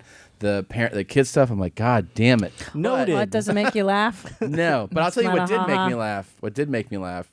What I could have listened to nonstop was just the stuff about Albert Fish hurting himself. Yes. That stuff made me laugh. Okay, 'Cause dokey. he was doing some wild stuff to himself. Like you said, he put nails and pins into his perineum. Yes. He Through put- his taint in his pelvis. And then he would put a rose stem up his urethra. Yeah. And one I forgot to mention, if you want a little No tidbit. thanks. I do. I'm okay, Josh. I do. All good over Hey, here. tell me. Okie doke. So he soaked cotton balls Oh, in Jesus. alcohol and then put them in his bum. Up then his butt? Yeah. And then he lit him on fire. Now that's funny because I like that because he's a creep, so that's good. Yes. Yeah. He likes that stuff. What does that feel like? He's so sick. Yeah, he's so sick. The sickest man ever. You know what I think it is? Look at you. Look how happy you He's are. so Look how sick. happy you are at hearing this kind of stuff. Well, I think crazy stuff to yourself is fun to laugh at. I don't. He wanna- always wanted to castrate himself, but couldn't bring himself. God, to I do it. wish he That's had. yeah, me too. Yeah. Actually, I like that. He always wanted All to. of humanity, he couldn't bring himself to do it. He never was a raper. Oh yes, he was. Never mind. Okay, all right. Never man. mind. My bad. See, this is you got me back here. I wore my nice shirt today. You did. You I look did stunning. my haircut. I cut my face, shaved it. You look really handsome. Doesn't Josh look great today? It's a little warm in here. I know. It's too warm Turn for- down all the. right, let's get this. I think it's a air. perfect 77. Actually, It is hot in here to be. Well, with all the lights and such. Yeah, but you look great, Josh. Thank you. Again, part of my rebranding. I don't want everyone to be scared. I'm not Albert Fish. I just told you about Where, it. I know, So it's- where do you think it went? Like, where did it go sideways on the last one? What are we we're- thinking? well, I mean, there were some people that were. Someone last You night. mean like me? Oh, sorry. Go ahead. Well, yeah, Freaked out. So I got a number of messages, and then in person, somebody last night I ran to at the Comedy Store was like, "Hey, and I thought she was going to bring up the thing that upset me, which was like kid stuff. Mm-hmm. She's like, when he was feeding people to pigs." And I go, yeah, but those were hookers. Yeah. And, they're not real.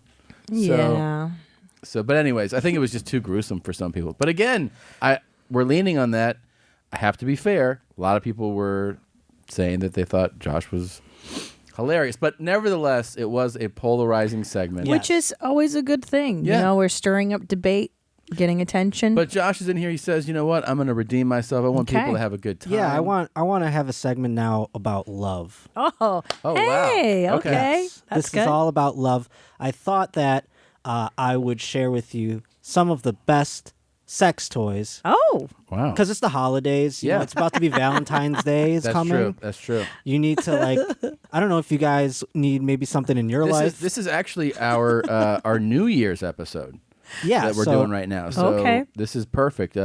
Start off the new year. This will be coming out the evening of the first on audio and on the second on video. So this is what a great way to start off your new year. Perfect time to prepare for Valentine's Day. I'm sorry. Yes. What for Valentine's? Oh, I'm yes. saying it wrong. Mispronounced Oh saying my it wrong. goodness, Yeah. I'm so sorry. Yes. But so I thought, and maybe you guys can take some tips with you if Yes. you need to spice Hey, things we're up. 10 years married, so yeah. Yeah, I mean it's time. You just had time. your anniversary. Yeah. And Christina's been talking about BBCs quite a bit lately. So What's that, Tom? I think you know what it is. What's a BBC? British Broadcasting. No. On the What'd you see? BBC. What'd you start licking? Yeah. What'd you lick your chops at the Lakers? Oh game? my God! Really? Yes. I Which was one? not licking Bro, my chops. She was licking her chops. Also, About who? LeBron. She was like, guess what? This is the next morning. She goes, I had a dream last night. And I was like, okay. She goes, that you had a big black cock. And I was What? like, Oh, I brought it up to my You therapist. don't? You did? I brought it up to my therapist. She goes, just curious, have you had any dreams lately? And I go, what? As a matter of fact, yes. I've had 2 about my husband. And That's a nice way of phrasing it. It's not really about your husband. It's about something else. No, when I told her, I go, and he had a big black dong. She didn't laugh. She was didn't like, laugh? no, she was like, that's interesting. And then I brought up the one that my husband was Did somebody you go? else. I went to the Laker game and then I had a Yes, big I black did. cock? Okay. Yeah, I don't know how to Yeah. full disclosure. Uh-huh. And she didn't judge it. Oh, that's nice. She said it's anxiety related Uh-huh. about you About going not away. having a big enough dick in your life? God damn it. Okay, I'm not gonna share. So it anymore. was Tom with LeBron's dick? I don't know if it's LeBron's dick, but it was a big black dick. Like we were doing it, and everything about him was himself except for this big Well, black. it dick. wasn't Lonzo Ball's dick. It could have been D Wade's. He was in that Okay, game too. yeah, that's true. What a Yeah. game. I just know that Or Ingram. He's probably got a hog on him. What? No. So wait. Did she there was give- just so many black. I There were so I many remember black noting guys. at the game. I was like, "There's so many black dudes like that Yeah. around Yeah, here." at a basketball game. It tends There's to a happen. lot of black dudes. So she Sure. said, but can you tell us, or is it private? No, it's more related to anxiety, honestly, than sexual Really? preference. Yeah, because How is it related? I mean, I'm just yeah, curious. I'll tell you because I have a lot of dreams that I'm back in time. Yeah. Or that my life isn't the life I have now, and it's related to anxiety. Anxiety. 'Cause I'm having anxiety actually about you traveling soon because you're going to be traveling, and that's what it is. Basketball when players travel. Basketball players travel. But is it related to like I'm leaving a lot? Yeah. And a black guy will fill in for And me then a big black mamba will come and do his thing. That's Kobe. that's Yeah. that's the black That's Kobe's mamba. Black Mamba. Yeah. Yes. He's not on the team anymore. She's like, "Are we gonna see Kobe tonight?" I'm like, "It's been years No. since he retired." The best. And she's like, "He is." The But best. then is, she had a great time at the game. I had And such I'm a good like, time. Well, seeing all the Yeah. BBC out The there. Yeah, BBC. she's never asked me this for sports. Immediately, she's like, when can we go to another Laker game? Basketball's fun. Yeah. Maybe it's just the BBCs. Maybe it is the BBC. Swinging bees. Yeah. When you said go back BCs. in time, I was like, to when slavery, but you meant like No. in your life. No, in my life. Gosh, you are a dark fuck, aren't you, Josh? Jesus Christ. Yeah. So sex toys. This Yeah, I is didn't. I exciting. don't have BBC on my list. That's too bad. Is sadly. there? I have 3 folders. Yes. I haven't opened them on purpose. Is there one I should start with? Right. Okay. So there should be one labeled for her. Uh-huh. I've picked for her and a for him, my favorite of the year, if you will. So Okay. and then we'll go on to a different category, but we'll start with for her. Okay. Here we So go. open it up. And open the first They're image. chronological. Yes. Okay, here we go. Keep in mind, ladies and Christina, that this is for you. Josh's choice. for Okay, you, all right? gross. Here we Thanks, go. Josh. Yeah. Here we go. Ooh. Now, what do you think that is? I don't fucking even want to know, bro. That's really interesting. This is the Bumpy Betty tongue vibe, Uh-huh. Throw up. and it is in the shape of a tongue. I see that. Yeah. Okay. Quite a It almost big looks like tongue. it could be a miniature shoe. Yes. Like for a genie. you Like a know? child's It has shoe. a little tip. But it looks like a tongue with sores on it. Yeah, it does. It's like an infection. That is the special addition to the tongue that I thought. I mean, we all like bumps on our tongues, right? Right, right. Like if we're gonna have a tongue in us, I thought for a second you meant that's how they're marketing it. They're like, it's a gonorrhea tongue. Doesn't it feel dangerous? well, yeah, that could be the What a way risk. that maybe that's the extra added bonus for it. But it does make you curious. Like, hey, maybe I should try a gonorrhea tongue, Right. Because this one feels so darn good. Yeah. Now, know? is this like the state of the art? This is the latest and greatest kind of thing? This right is here? the yes. Now it's no longer dildos that are dicks. They also make them in tongue form because Wow. the tongue the tongue is the new dick. Everybody. Okay. Yeah. Nice. Fascinating. Stiff dick Okey-dokey. and went after her. Okay. In fact, before you show the next image, Wow. oftentimes you see apparatus that is like a strap on for the chin, right? Yeah, the childo. Yes. Yes, that way you can have a fake dick with a real tongue. Well, this one puts that on its head. Oh. Whoa. Here you What can the get a hell? real dick with a fake tongue. Oh. Ah, So your ding dong is going through this hole precisely. here. And then that is up at her Her hood. bum bum. Yeah. That's her butthole? Maybe Oh, I see. Because you Oh. can put it at her hood. it's versatile. At her meow tops or her butthole. Yeah. Yes. So if you want your butthole scraped, What do you or your think? vet- I'll tell you what I think. I think it's a good theory. It's good in theory. However, these look sharp. Well, that's just also an image, though. I doubt Yeah. it's really sharp. Well, and they wear down after use. You know, they become less. You know, they get. Which would sanded you in. try if you had to? Of those two we've seen, Yeah. the first one. I'm afraid of the sharpness of the. Yeah. But they're not going to be sharp. It's just the look. I think right? it's the light hitting the Yeah, nubs. it's not They're really probably sharp. very similar to the It's gotta be Bumpy soft Betty tongue. and- You'd probably put those things on your butthole. I put them on your butthole. No, your butthole. I would put, by the way, because I don't have a scrum meter in my life, I would use this and put this. That's very well. Scrum dog. Yeah. Yeah. That's Am I your something- scrum dog Scrum millionaire? dog millionaire. Yeah. That's something that it could be for him as well. I suppose you're right. But on Right. the other one, you could even take that, turn it inward on yourself I was just thinking that. because it vibrates. on the tongue? Yeah. Yeah. You know what I'm saying? Like you could Would bring you give it a shot? bring it in. What? If you painted it black, would you give it a shot? No Laker colors. You have to do gold and purple. Let me ask you something. Uh-huh. You could do that. That's a cock ring too, Yes. right? Yeah. You could put that on your cock ring and then point that. Put that part on my cock ring? towards. Wait, you put on the cock ring. Wait, I put on the cock ring. Yes. You can. Well, I'm trying to teach you English. And Okay, then you. I'm tired. And then you turn that part around with the tongue Yeah. bits Yeah. on your taint. Can't Yeah. you tickle your own taint? That's I don't what know if it just would, Josh if it would Potter reach saying that. behind your bag. No, though. but it'll do something. You It'll know, do something. It'll be up there on your scrot. You know, Yeah, it might nuzzle the bag, which It would might feel nice. for lodge sure. something loose. You don't know what's going on. That's true. That's true. You know. I could be into that. Now for the gentleman, I have made a selection. Okay. Okay. This now before you show it, have you ever thought this sex doll has too many pieces? Yes. Like, Yes. do we really need the armpit of the sex doll? Right. Right. No. Right, and then storage.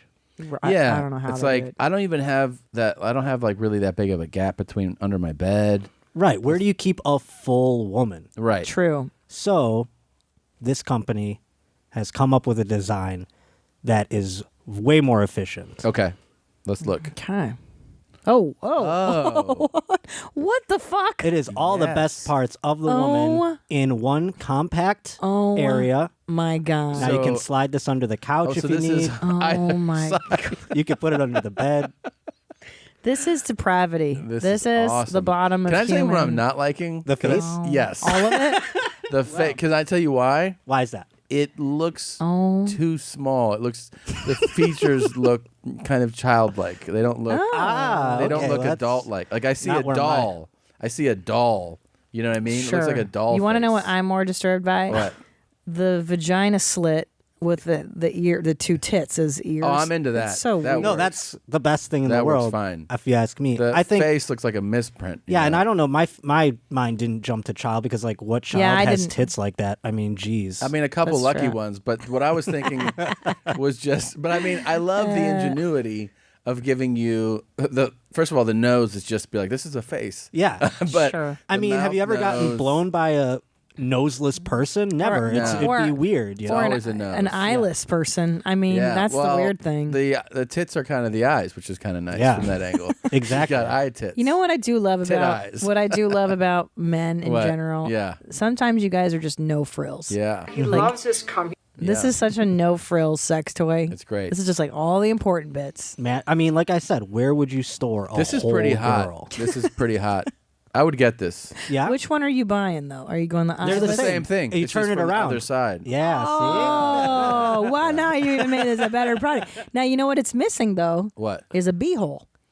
You got the mouth hole, the vagina See, if I hole, were to the titty redesign, fuck. if I were to redesign, this side would have the beehole for me. Yeah, I think Flip this it. company they want to leave you wanting more. Oh, and they so did. version They did. 2.0, Yes. the next model will come fully furbished with a beehole. Now I you always mentioned the mouth and how creepy it is. Correct? Yeah. I always feel like it's these things have to be so nasty after it. Then cleaning it. Yeah. Yeah. The cleaning is. I never Clean up. understood why. Did you ever try a fleshlight? Never, because I don't have enough mental strength to then clean my own jizz out of it and like put it in the dishwasher or whatever, you know? Yeah, I like how they make that real normal in their pit. Yeah, they're like, oh, I'm just scrubbing my own jizz out of easy here. cleaning, throw it here, put it next to your coffee mug, and Yeah. go about your day. Let your cleaning lady do it. Yeah. Yeah, no, crazy. I like the jizz to disappear in some capacity Yeah. immediately almost, Yeah, you know? yeah. Whether Yeah. Do you guys feel repulsion when you have it out of you? I the You're have like- second cum it all over leaves my your face. body, You're kind of like, ugh. I'm a different person, you know? Oh, the Like, poison's gone. Yeah. It's out there. Yeah. It does change you completely. 100%. Yeah, it really does. I mean, it mellows. it's like the you. Hulk. It is like yeah, You're it's like David the- Banner again. Oh, yeah. Is it Bruce Banner or you David get, Banner? You get backed up for a number of days too, and you start getting short. You know. Yeah, kinda I know. fired up. Oh, I know and then it. you're just like, yeah, it's a total game. I'm more of like, when it's out of me, I'm like, oh God, I'm a terrible person. You know, like that kind of Oh feeling. yeah, the shame yeah. and The the shame guilt. is just Yeah, I have gone. that too. I have that from a strong Catholic upbringing. Yeah.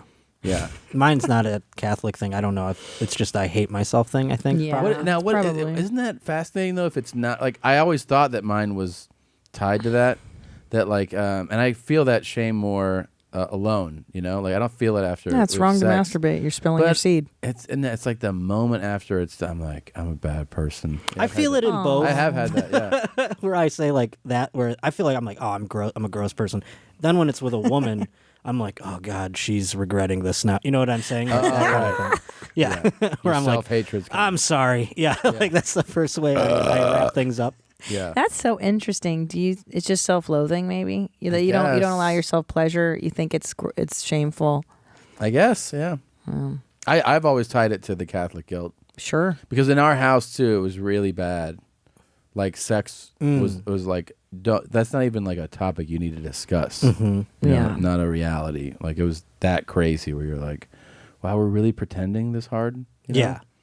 You know, and my mom would be the type that like, if you're watching TV or a movie, and a woman were to walk on screen in a bikini on a beach scene, She would be like, "You're watching pornography," and like she wouldn't be kidding. She's like, "What is this?" I'm like, "It's a fucking PG-13 movie." But you know, all that's stored up in your spank bank. I and think then so. Yeah, when you let it and out, a shame. They fight each other. That's interesting. I've never felt like shame about that kind of thing. It's always just been, like I said, I'm like, this can't be fun for her. You know, that kind of thing. Really? Yeah. And then if it's just masturbation, I'm just like, I'm gross. What about lately? Have you smashed lately, dude? No. No? That's part of it is because I'm just like living in the sewers of life right now. You know what I'm saying? Really? Yeah, dude. I've definitely I walk the street at night, yeah. Really? What? Yeah, I like it. What are you doing? No, I'm just kidding. I don't. Oh. But I. It's dangerous in LA. Yeah, it is though. But no, I mean, like, you know, you just ride the subway a lot. Yeah. And you just. I'm not in a world where there's women. I don't know where they are. I have to go to a club. I'm not going to go there. You know. No. Yeah. No, you don't need to be. At a I'm club. waiting to find them where I go. Do you ever do the online thing at all? Never. I have, but I mean, I'm not good at it. You know, we just had a session with Kyle Dunnigan. Right. Over his profile. No, you would probably be great at it if you had one Yeah, of those. what the fuck? Why do you know so much? I was wondering. I think it's intuitive. It is intuitive, and I just don't have that ability. Well, here's the thing. If it was all faceless, I would crush because I can talk and text pretty great. Yes. Now, the way to get in with those people is they have to swipe on you. Yeah. So they just see what I look like, and I'm like already But here's the thing. coming from behind. Yeah, okay, but Right. here's the thing about that. Right. You think that and you go like, you know, I'm not a 10 or whatever. Right. But if you take, you know, you get cleaned up, you No, take a I get couple that part pics, of it. You're going to get some people swiping. Trust me, I know I'm not like destitute, but I'm not fucking Zac Efron here. And why don't some we of these just- chicks, they Why don't we just play the numbers though? I swipe. That's what I do. I swipe right on everything, see what I get, and then I sort it out later. Okay. But you So- are doing it sometimes? I stopped doing it. Okay, months look, ago. can we jump You back wanna in? reactivate Let's it? do it back. And also, Josh, too, you're not, you're a good looking dude. And here's what you need to do, though. All you got to do is, it's fashion. Like, look how Oh, you yeah. put on his shirt This and it is good. transforms you. Well, this is definitely better. Really? Yeah. Well, yeah. You didn't know that? I came in here specifically to look creepier than normal. No, this Oh, shirt I looks like good. it, actually. Shit. Well, that backfired. Yeah. So No, that shirt looks good. But it's really accessorizing properly for dudes. It can make a world of a difference. I'd like some access, meaning just to see of course what you go with. I have a fart right want- now. Oh, you wish. no. If only.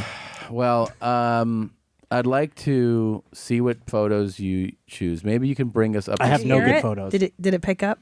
Did No. you hear it? No, I did not hear it. I'd like to see. Let's get some good photos, Mm-hmm. the right clothes. Put up our 3 or 4 best photos. See what I mean. You can handle the profile. Let's just look at the image, and then let's do a swipe right experiment. Let's do Okay. it. I say we do it in the new year. Yeah. That we get him I am on. game. And then a full report. And then you Full can use report. your sex toys on them. I yeah. also fear That's a good opener. maintaining, like the putting up of airs.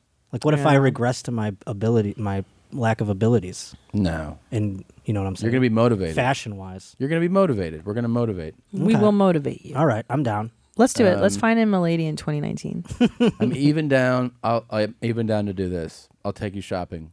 Oh my god, Wow. That's Can dope. that be a YMH exclusive? It could be. Can Yeah. I should follow be- with the cameras and Yeah, we could do that. a makeover? that would be dope. Yeah. Yeah, I would love to see what I'm aiming wrong. My pickers are on for clothes. I think. Yeah, you need to get some help.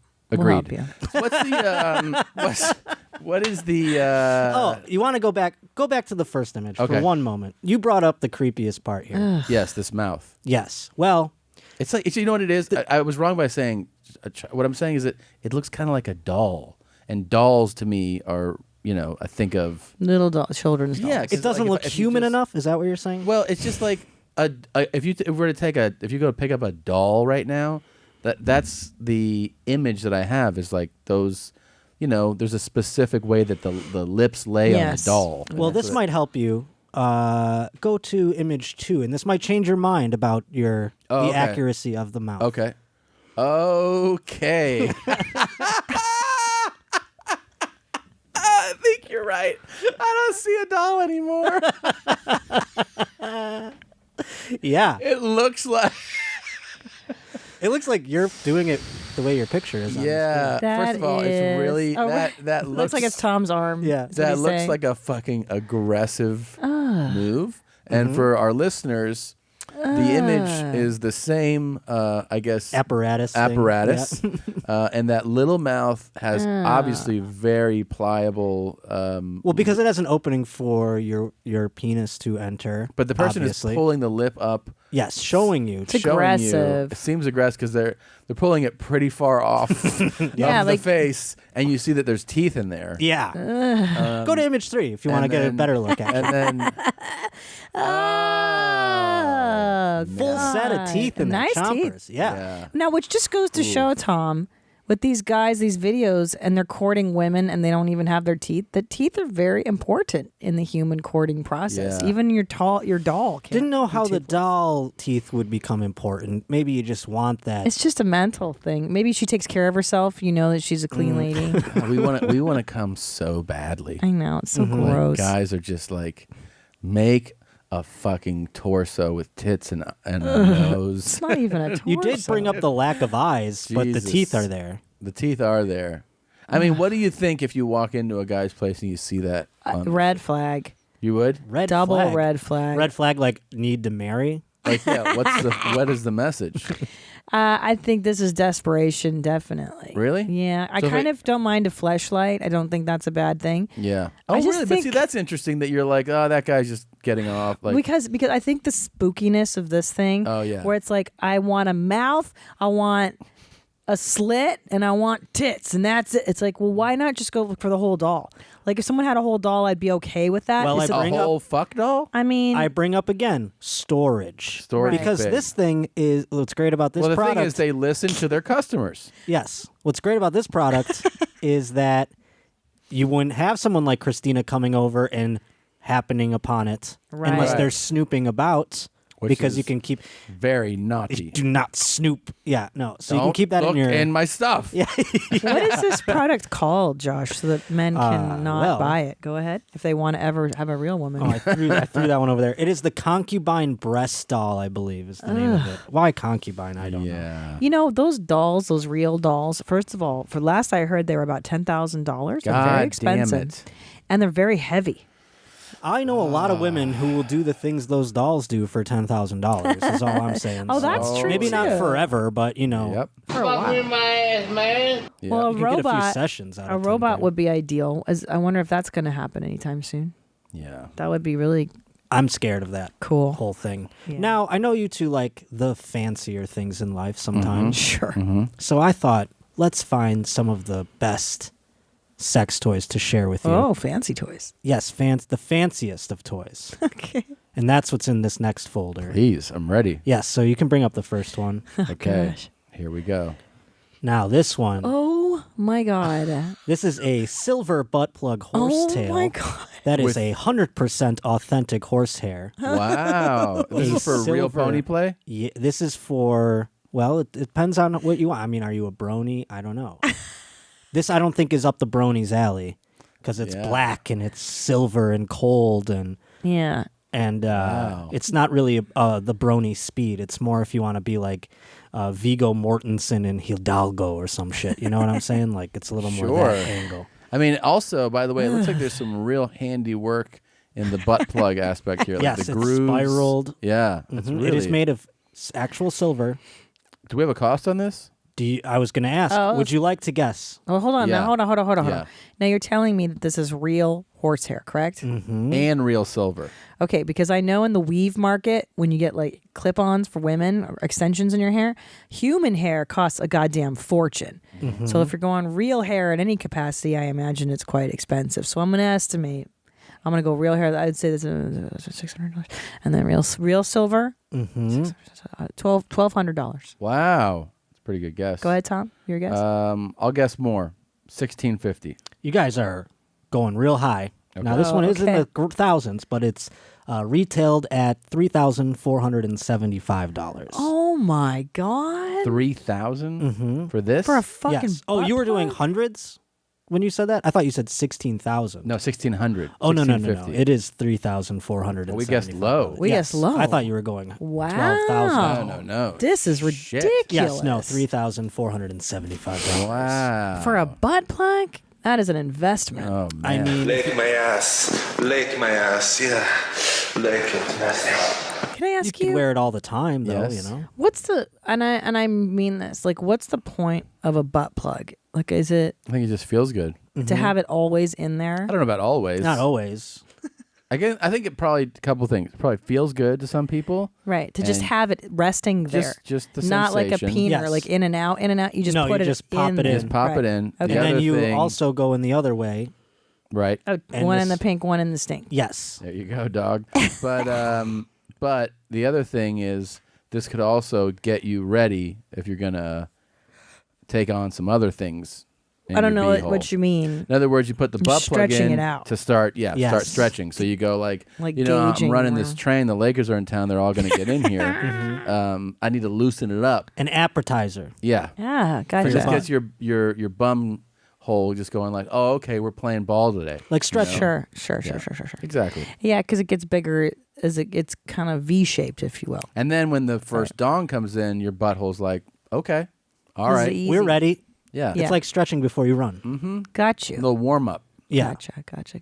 Yep. And in this case, it has a little fun to it, so you can twirl it in your fingers, or you can,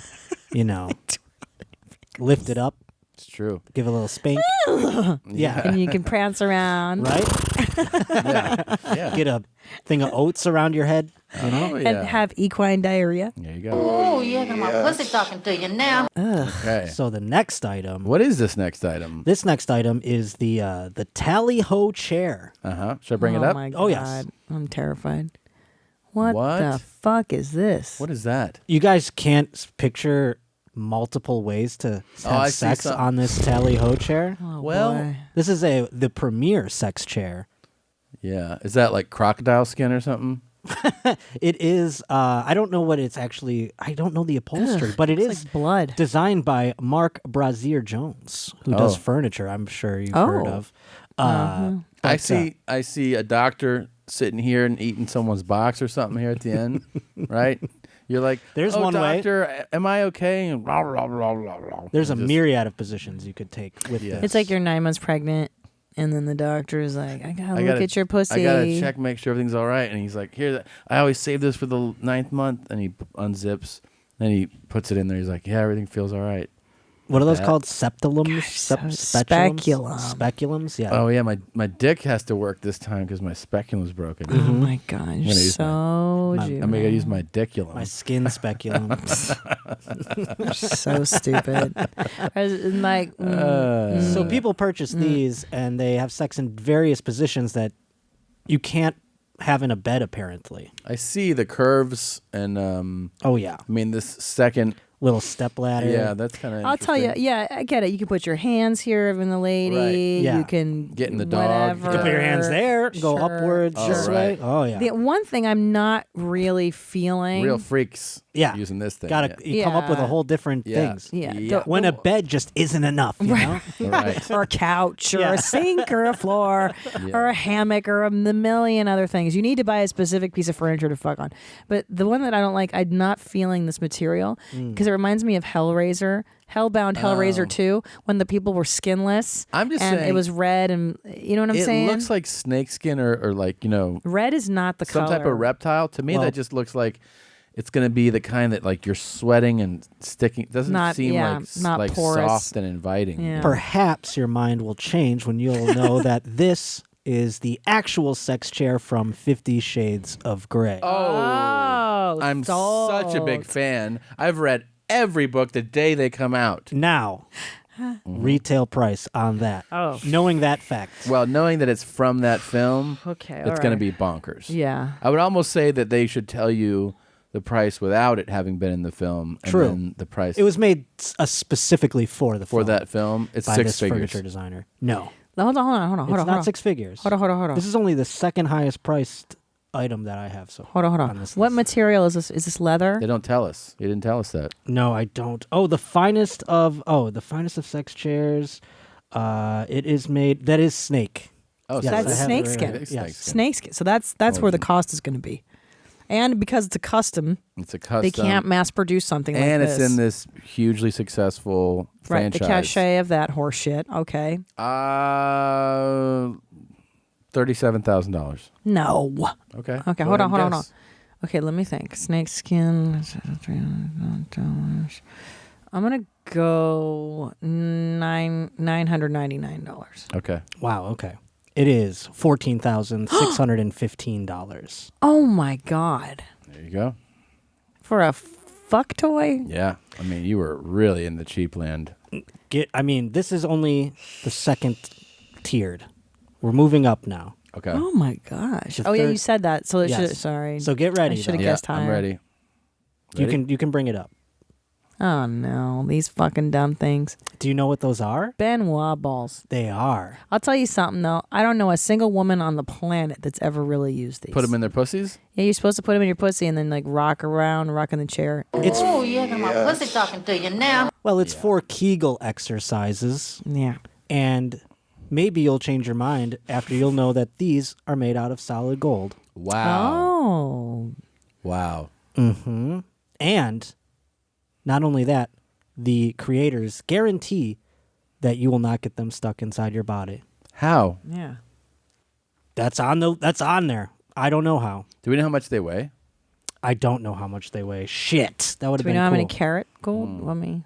They're Here's solid the gold. problem with Solid these. gold, baby. Is that I don't know a single woman on the planet that's ever been into Really? these. You've never met one? Not one. That I've. I What know about a that man? Maybe. Somebody listening has done this. Of course, right now someone's No, I'm listening saying, and I'm doing asking it. you. I'm asking you if you are. Oh, if let you me have, know. Please let us know. Or they're listening to our show now and using them as they're listening. Sure. How else would you work out Kegels? Oh, you can do it right now. Doing it right now. Doing it right now. Doing it right now. You just have the gold squeeze in you your right now? vag, and I got both of them. You can hear them. Ding, Wow. ling, Cling, ling, cling, ling, cling, cling, ling. Jing, jing, jing. The problem is, getting them out. I imagine, or you could just push and they probably Yeah. come out. Push them out. I'd be a little scared of having loose things in there. What about a boy? You think you could Kegel What? this up, pal? Up my booty hole? Yeah. I think I could do it. Some gold up your butt? If I wanted to really train those muscles, yeah. Hell yeah. I And should. you can do it for a mere price of... Gold. Hold on. $3,000. Wait, you said it's bigger than the more. Yeah. More. So it's more. What was the last one? The chair. 14. Fuck. 20. 20. 19.6 to be exact. Damn. Fuck. You not dropping 20 G's on some gold balls for your I mean, pussy? that's a big flex right Pussy there. balls. Yeah, it is. Yeah, I'm good on that. You get on Instagram, be like, got my 20 grand pussy balls I got here these for my pussy Kegels. balls, and my girl's pussy's got all types of gold inside of it. Tommy, Yes. would you close out our son's college fund and buy me these? That's a good idea. Yeah. I wanna want him to do go to them for you. school. Just I want for your one. pussy to be covered in gold. I want to do this for us as a Okay. couple. Well, you sit down and you tell him, okay? What I you could do do is this the way easy. you tell him is like when he's a senior in high school. You go, your father and I want to tell you something, and then he's like, okay, and you like sit down, and then you reach down and you poop them out, I go, and then you put That's them on your the legacy. table, and you roll them over to him, and he's like, what the fuck is this? And you're like, that's your college education fund, and he's like, what is this? And you're like, it's mom's gold pussy balls, and he's like, I love you, mom. Or you can wait even longer, and then when you pass on, the lawyer's reading your son the will, There you go. even better. and he said, your mother and father left you nothing except Yes. these. One for each. One for each one child. Venmo, $10,000 per. Ellis and Julian. Great Each idea. get one of mommy and daddy's Benoit balls. That's a nice. I could fit more than two. I think two is. Not Now we're enough. especially Wow, if you're okay. Four. with your new lane of entertainment that you're into. You're gonna be fitting 6 times that amount in there soon. Yeah. I've had 2 children. You know, the This is Clippers nothing. are in town too. Yeah. So, I mean, now this final item, Uh-huh. my lord. Now this one is definitely something that you'll want to invest in Oh my god. and leave to your children for generations to come. This is Okay. the King J Cobra cock ring. Oh my god. Whoa. This is Yes. a cock ring? That is a cock ring. It takes over 100 man hours to craft. What? Yes. Is it made of real? It's made out of gold as well. Well, how do you? How do you, I mean, this is another flex move. It sounds like. Yes, right? 100%, and it gives you energy having that snake on your cock. Energy that you can't even quantify with things like money. I feel like you're a really good spokesman for them. Yeah. Now, if only you found out the price of it. Well, hold on. I have one question though, because a cock ring you have to have it kind of sized to your dong. Right? Yeah, we've made that mistake before. So. Well, how would you know? I guess you have to. I guess that's true. This is probably a custom piece. I'm not certain. If it doesn't feel like they would have it. At 100 man hours takes a lot, so you would have to order it. Yeah. And probably give them the dimensions of your penis. And don't say the wrong size. Yeah, give them the real size. Yeah. Talked about my dream today. Yeah. My therapist, she goes, so the dream about the black penis. She said penis. Mhm. I said dong. She usually mirrors my language. It's so funny you use juvenile word Right. to talk about it. Dong. Right, that's what I'm saying. And but she mirrored. Usually, she mirrors back to Yeah. me with my language, But but she she used- referred it to it as a penis. Yeah. I just remember that. I had a 'Cause he said therapist say penis. dick. And I was like, but she was English as a second language, you know? Yeah. So I was kind of like laughing. And I was like, His dick. I think you'd have to change the species of snake for depending on the dong, obviously. Oh, I see. What do you mean? Like That's a cobra. For you, the one you're discussing, you probably need like an anaconda. Just a bigger snake, you know? If you're going to get that thing to fit LeBron and his buddies. Right. Yeah. Yeah, You're going to need a fine. bigger snake. Yeah, that's a good point. Mhm, King Cobra. You're going to be like, this snake thinks these are a bunch of other snakes. I don't know if this is going to work, man. You're going to need about 6 snakes. Now, how much do you think this fella costs you? Fuck. Oh, shit.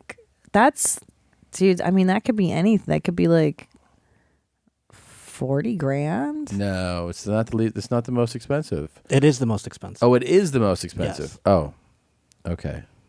Shit. 100 man hours gold cock ring. Where'd you find this? This is so silly. This is the silliest thing I've ever heard of in my life. Okay. This is silliness. I'm gonna go with $35,000. And your guess? I'm gonna go higher on this one. 40. It is $120,000. Wow. There's some details missing on this thing. What the fuck, man? What else? Is there rubies and gems and diamonds in there? The 100 man hours, dog. Look at that craftsmanship. I know. And the materials. I just 100 think and they haven't sold many, if that's what you're asking. 120,000? Yes. Yeah, you're definitely giving them the specs on your dong. But You listen, have to. But the cock ring, first of all, the fact that gold is hard, so it's not comfortable. Do you know what I mean? It's heavy, I'm assuming. It's cold. Powerful. It's like not a good material for a cock ring. Right. A hard gold. You know what I'm saying? The way that they I don't position know. to sell it is it's for special occasions, obviously. Oh, obviously. And you can wear it all day to really feel that power. You can just keep it on. Oh, I see what you're saying. Yes. Sure. So it doesn't stay cold. You know, it's not I just see. like you're not just You can wear sliding this it. all the time? You're putting it on your dick in the morning. You're going to work. You're calling people on the phone, being like, "Buy, sell, and then your dick. You just feel the energy from it the whole Right. day. I So see. That's why it's a worth real so much. boss move. Yeah. Well, now I exactly. like that. Now I feel like we have to invest in a gold snake cock ring for Yeah. you.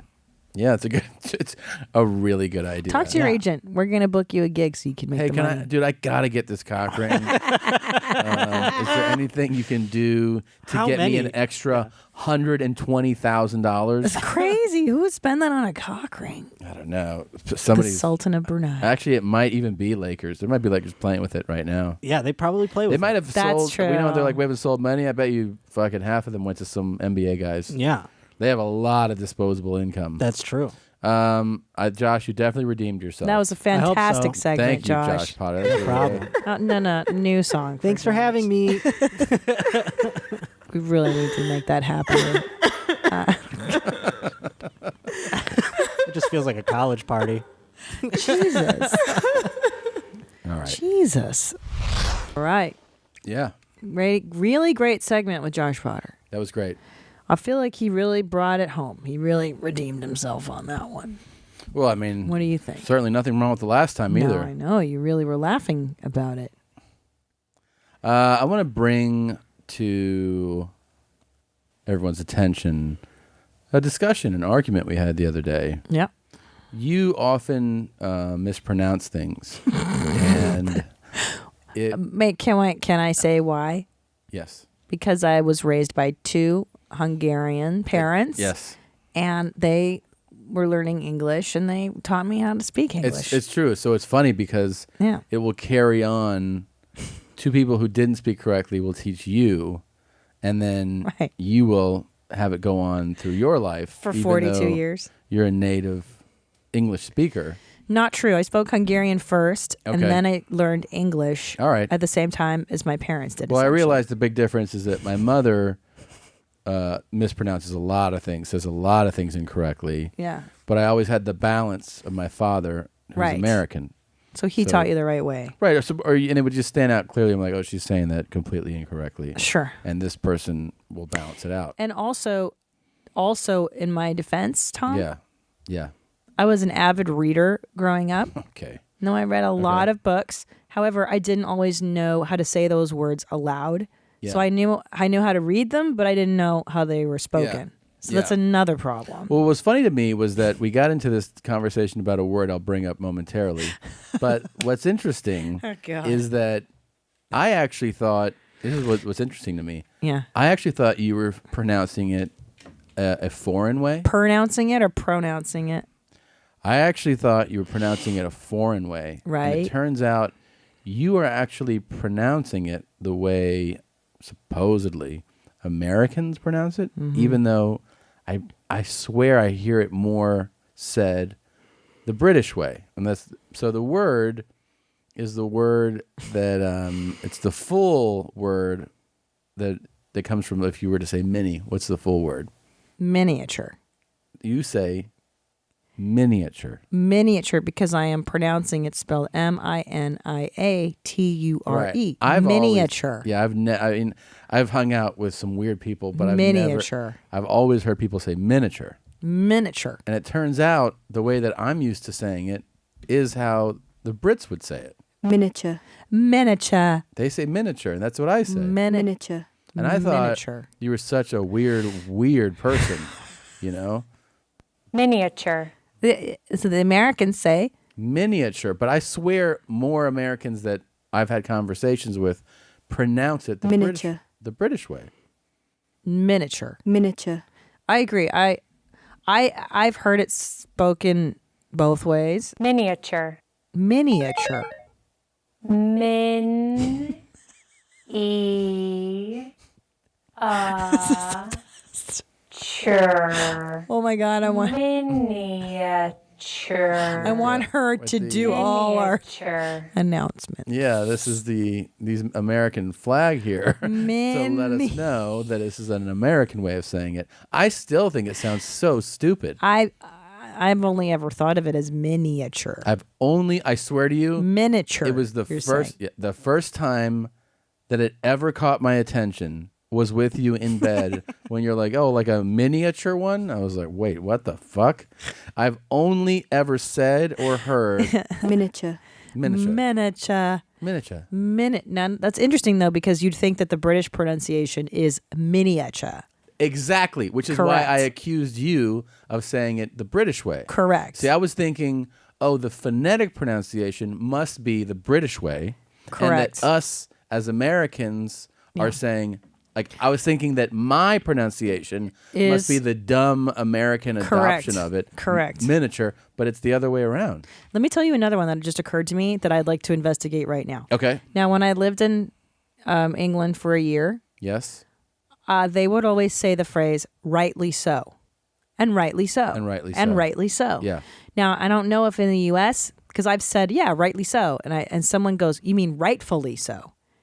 And I'm like, I'm not sure which one's correct. Is it rightfully so or rightly so? Mm-hmm. And rightly sounds more correct to me. Rightly so? Yeah. Would you look it up? Is it rightly so? What do you think? Or rightfully so? Rightly so. You know, rightly and rightly so. I don't know. I think rightly so, but a lot of people think rightfully. It's a search. Here's what it says. You want to hear what it says? In good usage, rightly is the opposite of wrongly. Right. And rightfully means much the same as by rights. In saying rightfully, the announcer, okay. So it's making that distinction. Does that make sense to you? Say it again. Right. Oh, meaning one's pertaining to one's rights. Yeah. The rightful owner. And okay, Whereas and rightly rightly's correctly. so, spoken used to say that a decision or action you have just reached or just described is fair correct, and morally right in your opinion. Rightly so, Rightly correct? so. And then rightfully. Okay. And then rightfully so means much the same as by rights. I don't know. Like it's your right as by rights. I guess. Correct. So one is correct action and then one is within someone's rights. I don't give a shit. Okay. Do you want to know another funny foreigner thing you Okay. made fun of me for? We brought this up on this show. But for 42 years of my life, I called it a sun visor. You also said combative. Combative. It's combative. Right. Combative and then sun visor and chewing gum. Because my mother always said, fucking I that want is some so chewing foreign. No one says chewing gum. I did until you pointed out that people don't say chewing So gum. you were like in college being like, let's go get, I want a piece of chewing gum. Yes. And nobody's corrected me ever. They except must for have you. thought they probably thought you were being funny. Oh. You know? Like it's like your friend. Yeah, what the fuck? I mean, Shauna Making a is an joke. American. I feel like Shauna should have been like, hey, dude, nobody says chewing gum. Because I would say that. Chewing gum. Like pretending. Right. To sound that way, you know? Like, guys, let's get a piece of chewing gum. But then, because Shauna and I would pluralize things as a joke. I'm gonna take this envelope to the U.S. Postal Office. Correct. You know? You say the full thing Yeah. to be a dork. Yeah. Yeah. Or Trader's Joe, I like to put the S on. That's yeah. foreigner. Right. But I think Shauna thought you're right. I think Shauna did think I was joking because then Making she'd be a like, joke. oh yeah, let's have some chewing gums. Yeah. Like we would make fun of Germans, how Sure. German people say Chewing it. gums. Chewing gums. Combative, though. Combative, the funny thing all was wrong, all that wrong. you said it. You were like, you mean combative? And then when I pointed it out to you, I watched your face melt. You were like, I cannot believe it. You couldn't believe it. I couldn't believe it. I didn't want to believe it. I mean, again, I was raised by fucking foreigners, man. Yeah. Oh, I wanted to talk about something. Hold on, let me see what else I had. Oh, here's another pronunciation American thing. Okay. How do you say the word? Okay, our son likes to color with little wax made things. Crayons. What? Crayons. Crayons. Yeah. There's also crayons. There's what? Crayons. Crayons? People say crayons. Yeah, that's not it. I don't think so either. I think it's crayons. My dumb friend from Philadelphia says tournament. Tournament. It's not, and I mean, that's so I've heard that. regional. A tournament? Or a tour. To go on a tour. Yeah, what do you say? Tour. Wait, what? A tour. You say a tour? Yeah, what do you say? Tour. I don't say tour. Tour is the past tense of tear. I tore my ligament. So you say I'm going on tour? I'm going on tour. Oh no. On tour? That's foreign sounding. No. Yeah. On tour? If you live here, you say you're going on tour. No, that's if you live in the South. See, your English dialect is from the South. Christina, the first few years of dating, you kept saying Christina. You said my name like that, like a hillbilly. And this is from your hillbilly North Carolina time. No, as nam tour. It's. I say tournament. It's a tournament. Yeah. I say tournament as well. That's what you're saying. Yeah, tournament. Okay. And then you go on tour. You go on Tour. tour. You go on tour. Tour. But I say tour. You say tour? I go on tour. Oh, come on. You don't really Tour. fucking say that, do you? Tour. I'm going on tour. Okay. All right. Shit. I also want. Well. Okay. I just thought I'd bring that up. I took such a fucking horrendous shit at JFK Airport. Mm-hmm. Is there nothing worse than taking a shit in an airport stall? It's and pretty there's bad. like 500 people walking past you and talking the whole time. It was horrific. And I had eaten eggplant for dinner. And when I woke up at 6 a.m., the farts I had were really bad and full of sulfur. So I took a shit in the hotel. And then by the time I got to JFK, I had to shit again. It was horrendous. Uh-huh. It's just hot. and the cleanup was bad, and then I had to sit on the airplane for hours with a dirty beehole because, there's no bidet. I didn't have any wipes, and it was one of those never-ending wipe situations. Ugh. So, and then every time I had a cough, Yeah. Then I'd cough and I'd piss a little the whole time. Oh my gosh. It was my underwear was a disaster. Okay. It was Well, yellow and brown and. Is there anything you'd like to? It's so disgusting. So nasty. You're telling me it was a nightmare. Nasty person. Oh my God, you guys are so disgusting. Well, it is, by the way. Oh my God! Seriously. I am gonna. I'll say this. It was another fun year of doing this Pomcast. I love doing this show. It's really one of the most fun things I've ever done. I love doing it with you. I love that we get to do this. I thought you were going to say you loved me. Can you let me fucking ever finish a sentence? Okay. So I love getting to do this. This is the best fans in all of podcasting, hands down. Hands down. Thank you guys for supporting the show and supporting us. And we're really looking forward to an awesome year, 2019, doing this in a new space. And I think it's going to be a really fun year of doing this show. I hope you guys enjoy all the things we have planned for it. But I just want to say thanks. I hope you have a great new year. Is there anything you want to add? Yeah, I mean, it's been a huge year. So many things have happened, right, Tommy? We had our second child. There were That's Netflix. last year. It's 2019 now. Well, I'm saying this is the end of the year. I'm recapping. It's the beginning of the new year now. Yeah, I know, but we didn't recap the rest. It's 2019. It's 2 days old. Okay. So much happened, though. It was a big year. It was a huge year. I know. We got our CBS deal. We have fires. We had a lot of shit, man. A lot of stuff. And I just want to thank everybody for listening. And I appreciate the shit out of you.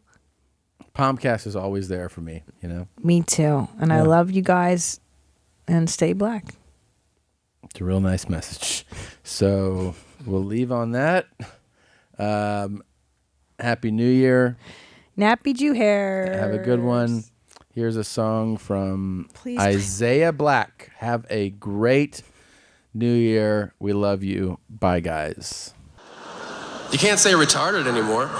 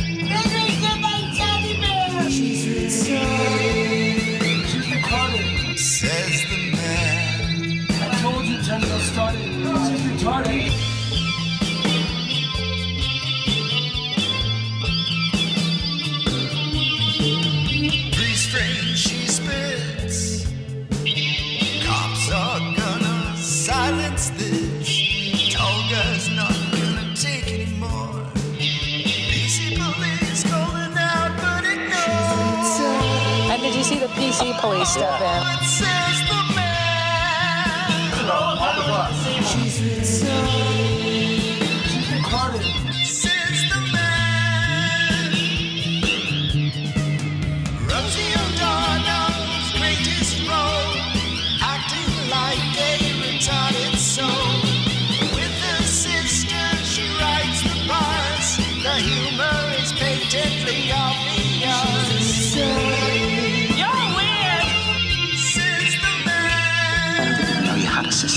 She's retarded. That's you and me now, right?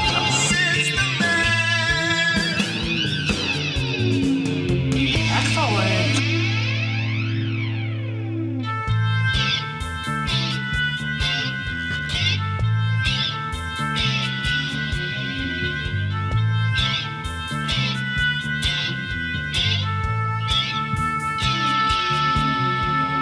Hygiene's under a rain of scrum.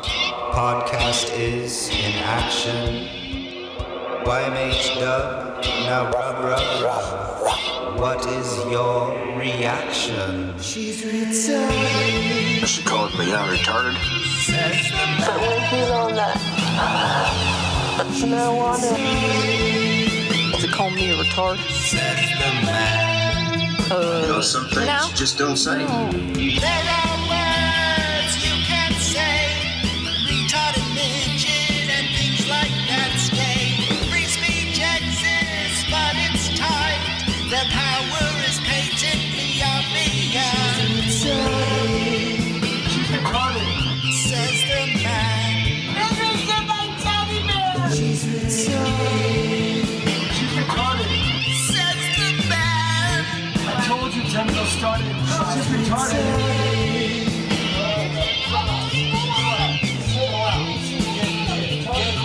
She's retarded.